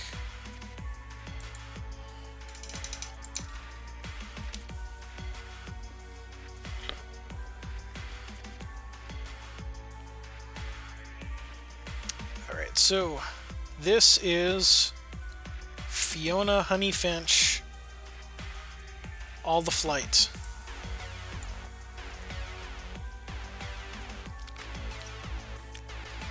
Yes, this is not the greatest hand conceivable, but it's solid enough to merit keeping. 2 Cloud Speakers here.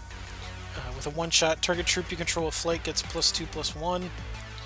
a Stern Infinitor, which is a flying Swift Striker, and then Airvolution can give a troop flight, and all troops of flying get +1/+1.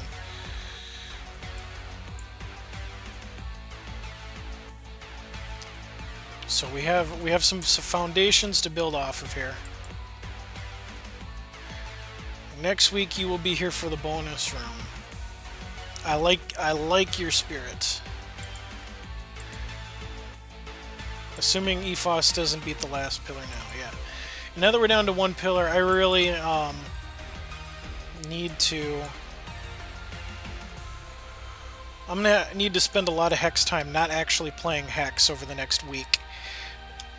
Because now that we're down to the final pillar, I really need to get the next dungeon put together and then announce what the rules for that are going to be, so if they're different, people have time to figure out their decks and build for it.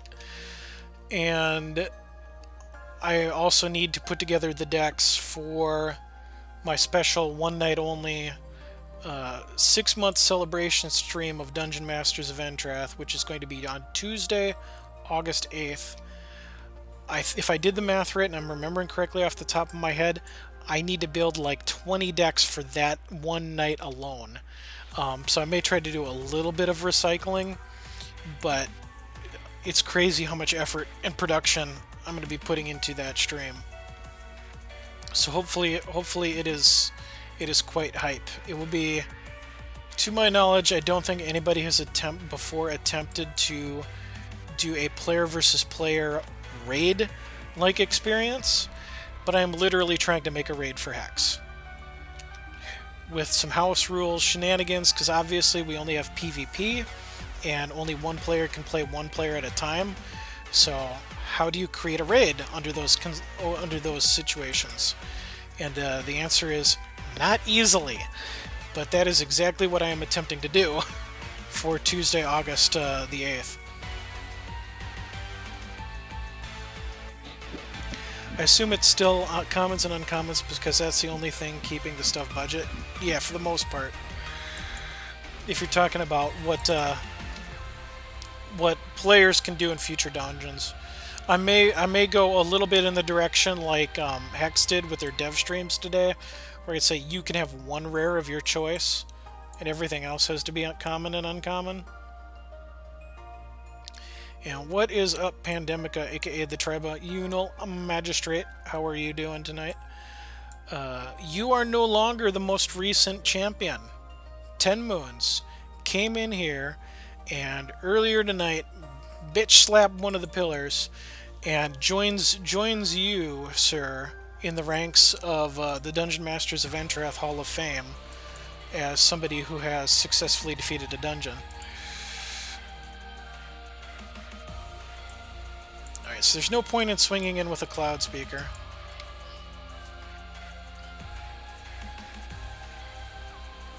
You are hailing in from the radio station. Sweet. Alright, so there are other flying troops in here, we just don't seem to find them. Artifaction! Welcome back. So this is super wasteful and feels bad, man. But I'm play Airvolution on a Cloud Speaker. Oh, come on! No! I just want to have a troop! Alright, so Cloud Speaker is gone. I'm on mobile, so hard to see / hear.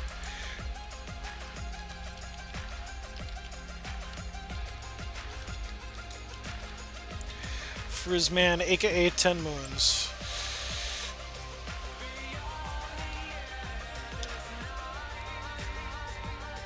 Wow. Okay, so I'm getting all the dirtle cards, not the good ones. Yep, Frizz took down the pillar number 3 over in that lower right corner. All right. Can I have a flying troop?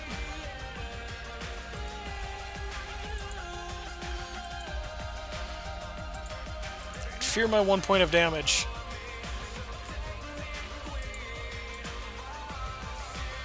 Yep, it was Fate Weave. Fate weaved the way to the promised land. It was a pretty commanding performance.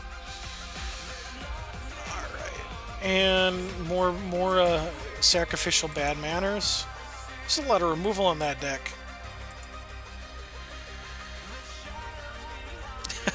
Was aiming to put your name on that tower. Nope. No! No! This removal game from Jocko Ren is on point. Alright, so the Silver Lining, they have no cards in hand. And look at that, I have an Airvolution with nothing to Airvolute.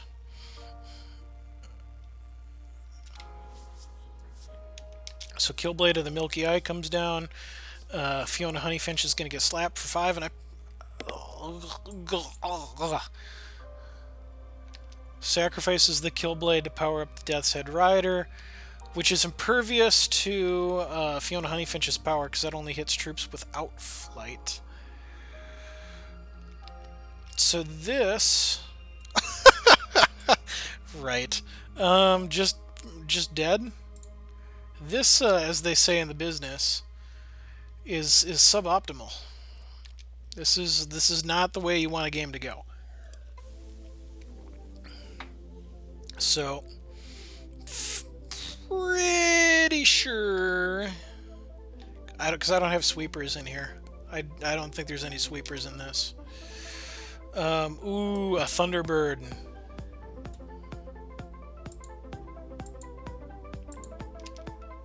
Just because. On a scale of 1 to dead, we are 1.5 times dead. You could even sacrifice that, pump that up. That takes, well, that doesn't kill the bird though. Yeah, definitely not optimal. So do you have a kill? You have any way to? You don't. You don't even need it.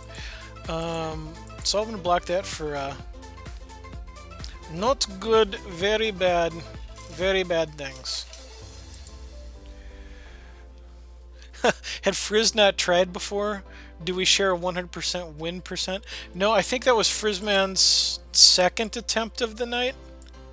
I think I knocked out Frizzman once, and then Frizzman kind of like, you know, worked the kinks out of the neck, cracked the knuckles, stretched the back out, and said, "Nah, I got this." All right, so we're on the linear path here. So it's going to be room 9 next. The dreaded and infamous Avatar of Ruby, which gives people fits, and then 2 more dungeons after that. So go ahead and send me a challenge when you're ready. You are on the ball. Map's going away. Does the Avatar of Ruby have what it takes to stop the Shinhair sacrifice game?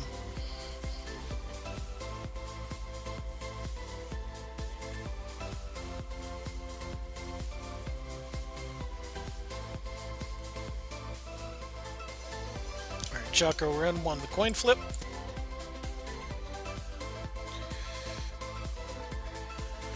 Oh, my life for a second shard. There's one of our special AI only cards. I think this is too greed. I can't stomach that. I'll take this and make do and feel a little bad about it.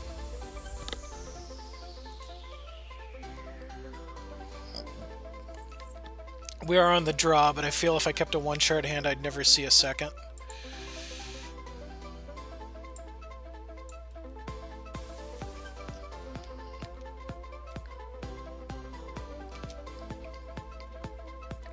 So start by playing a Bolt Spasm here to have a 3-1, get a little bit of the aggro game going, try to deal some early damage.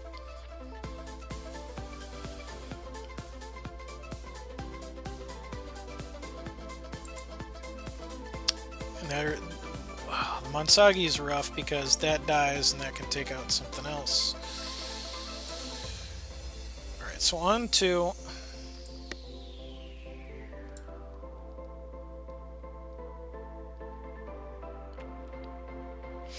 Do I swing with the Yeti? I don't think I do. I think I want to do this first.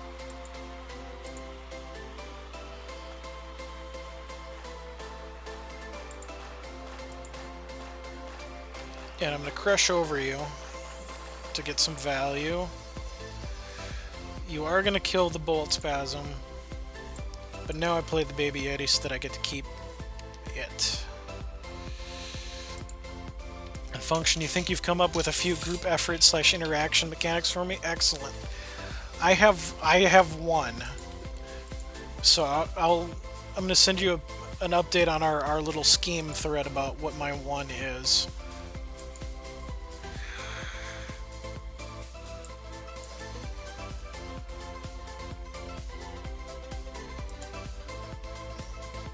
Need some shards here to get to Baby Yeti or Mama Yeti. There are crackling bolts to help with drawing a card. The curve on this deck tops out at 4.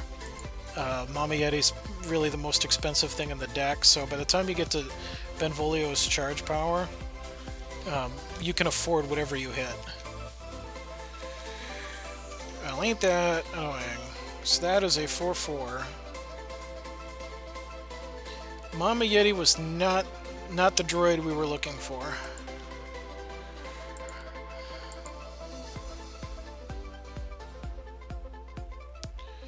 Alright, so 3 damage dealt.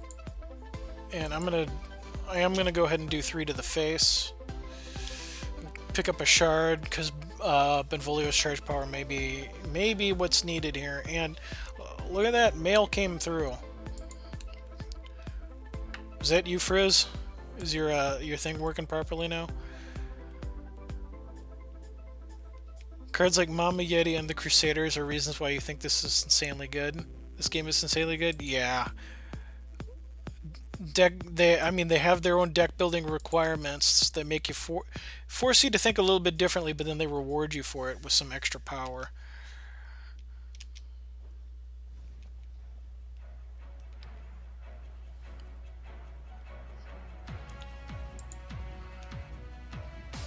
Alright, swinging.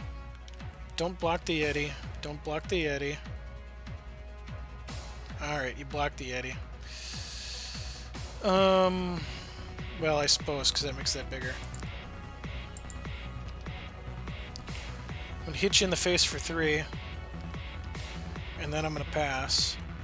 And then, because I don't want to do Benvolio here with no resources, because then if it's a shard, we're just throwing away a card. They make the cards feel like they belong in the deck. Yeah, I love the thematics and the synergies. Alright, so at this point we have to accept the reality that Baby Yeti's never going to connect. That's just not a thing that's going to happen. Alright, so that's, wow.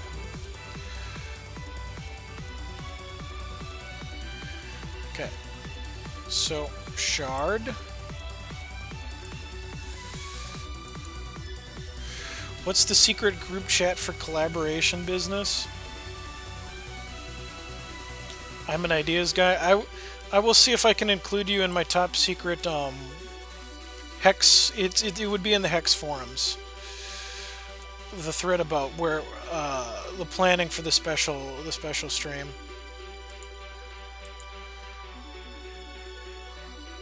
Alright, so there's no way in heck this connects, but we gotta go for it. Because we're dead in the air anyway.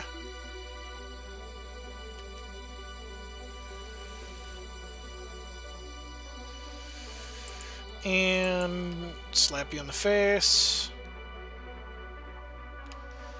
1 point. 1 point again for the second time. Jocko surviving by the skin of my teeth, Ren.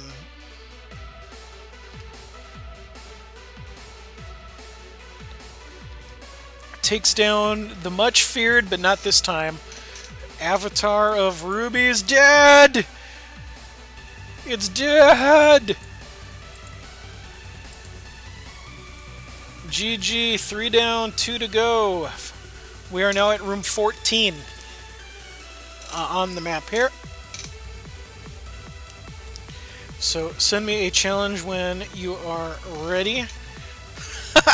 This next Benvolio's charge is 4, correct. This next matchup could be hilarious. This is the Avatar of Blood.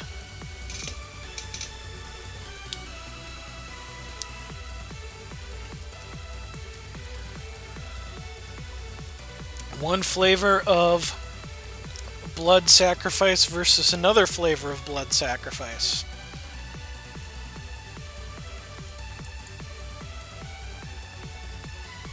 Can't keep a one-shard hand. Not gonna do it. Alright, I'll figure out a way to make this work.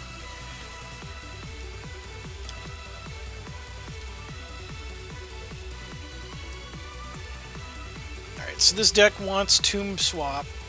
It basically wants things to die and then reanimate them to try to get some secondary value from their extra lives.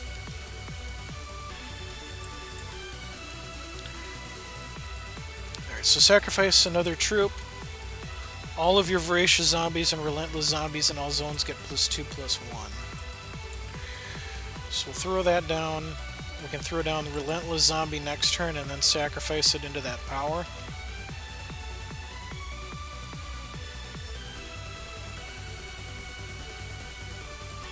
And relentless zombies have when a relentless zombie or a voracious zombie enters play under your control. If this is in your crypt, it comes back. Good, wholesome, reanimating fun for the whole family. Bring your kids. Probably want them to wear gloves before they touch the corpses.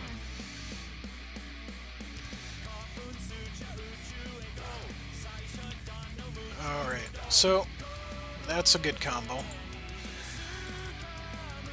Shinhir Eulogist is now +5/+5.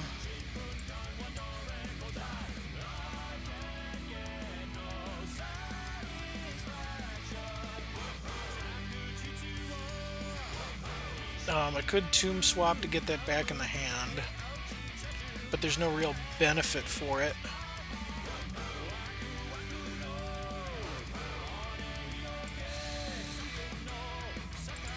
I think I'm just gonna, yeah, especially since it has the permanent -1/-1, never mind, it's no good.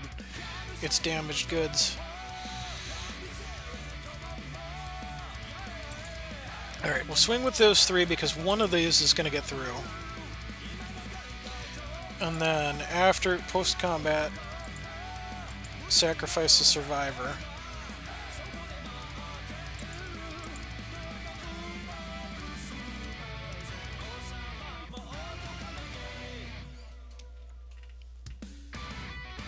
Alright, so Jocko Ren throws down one of the coins is a slow shard, throws down a strangle. The removal game is on point.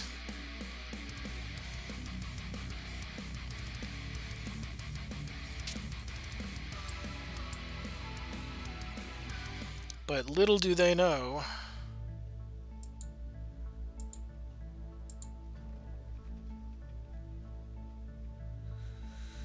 Alright, which is the... Deploy. This is the one. This is the one that already has the shenanigans on it.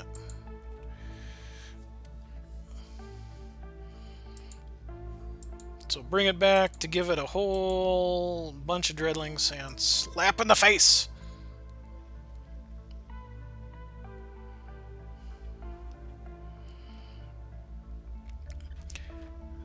And now I think actually be pretty happy to let it throw it under the bus again. Never mind, I don't have to throw it under the bus. It's just gonna get taken out for me.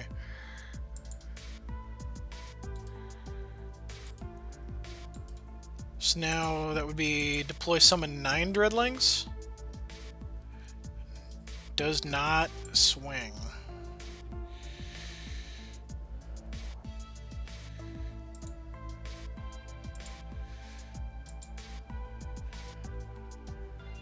I think that's lethal. Play that. Scrounge that. Because that makes 9 Dreadlings plus the one we got from Dread, from Tomb Swap, equals 10 Dreadlings. 1 blocker, 9 swing through. Damn it, I knew it! GG.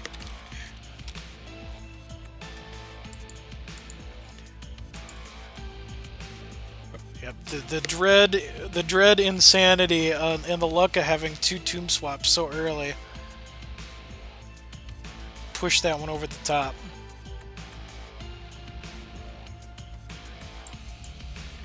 So good games to Jocko Ren.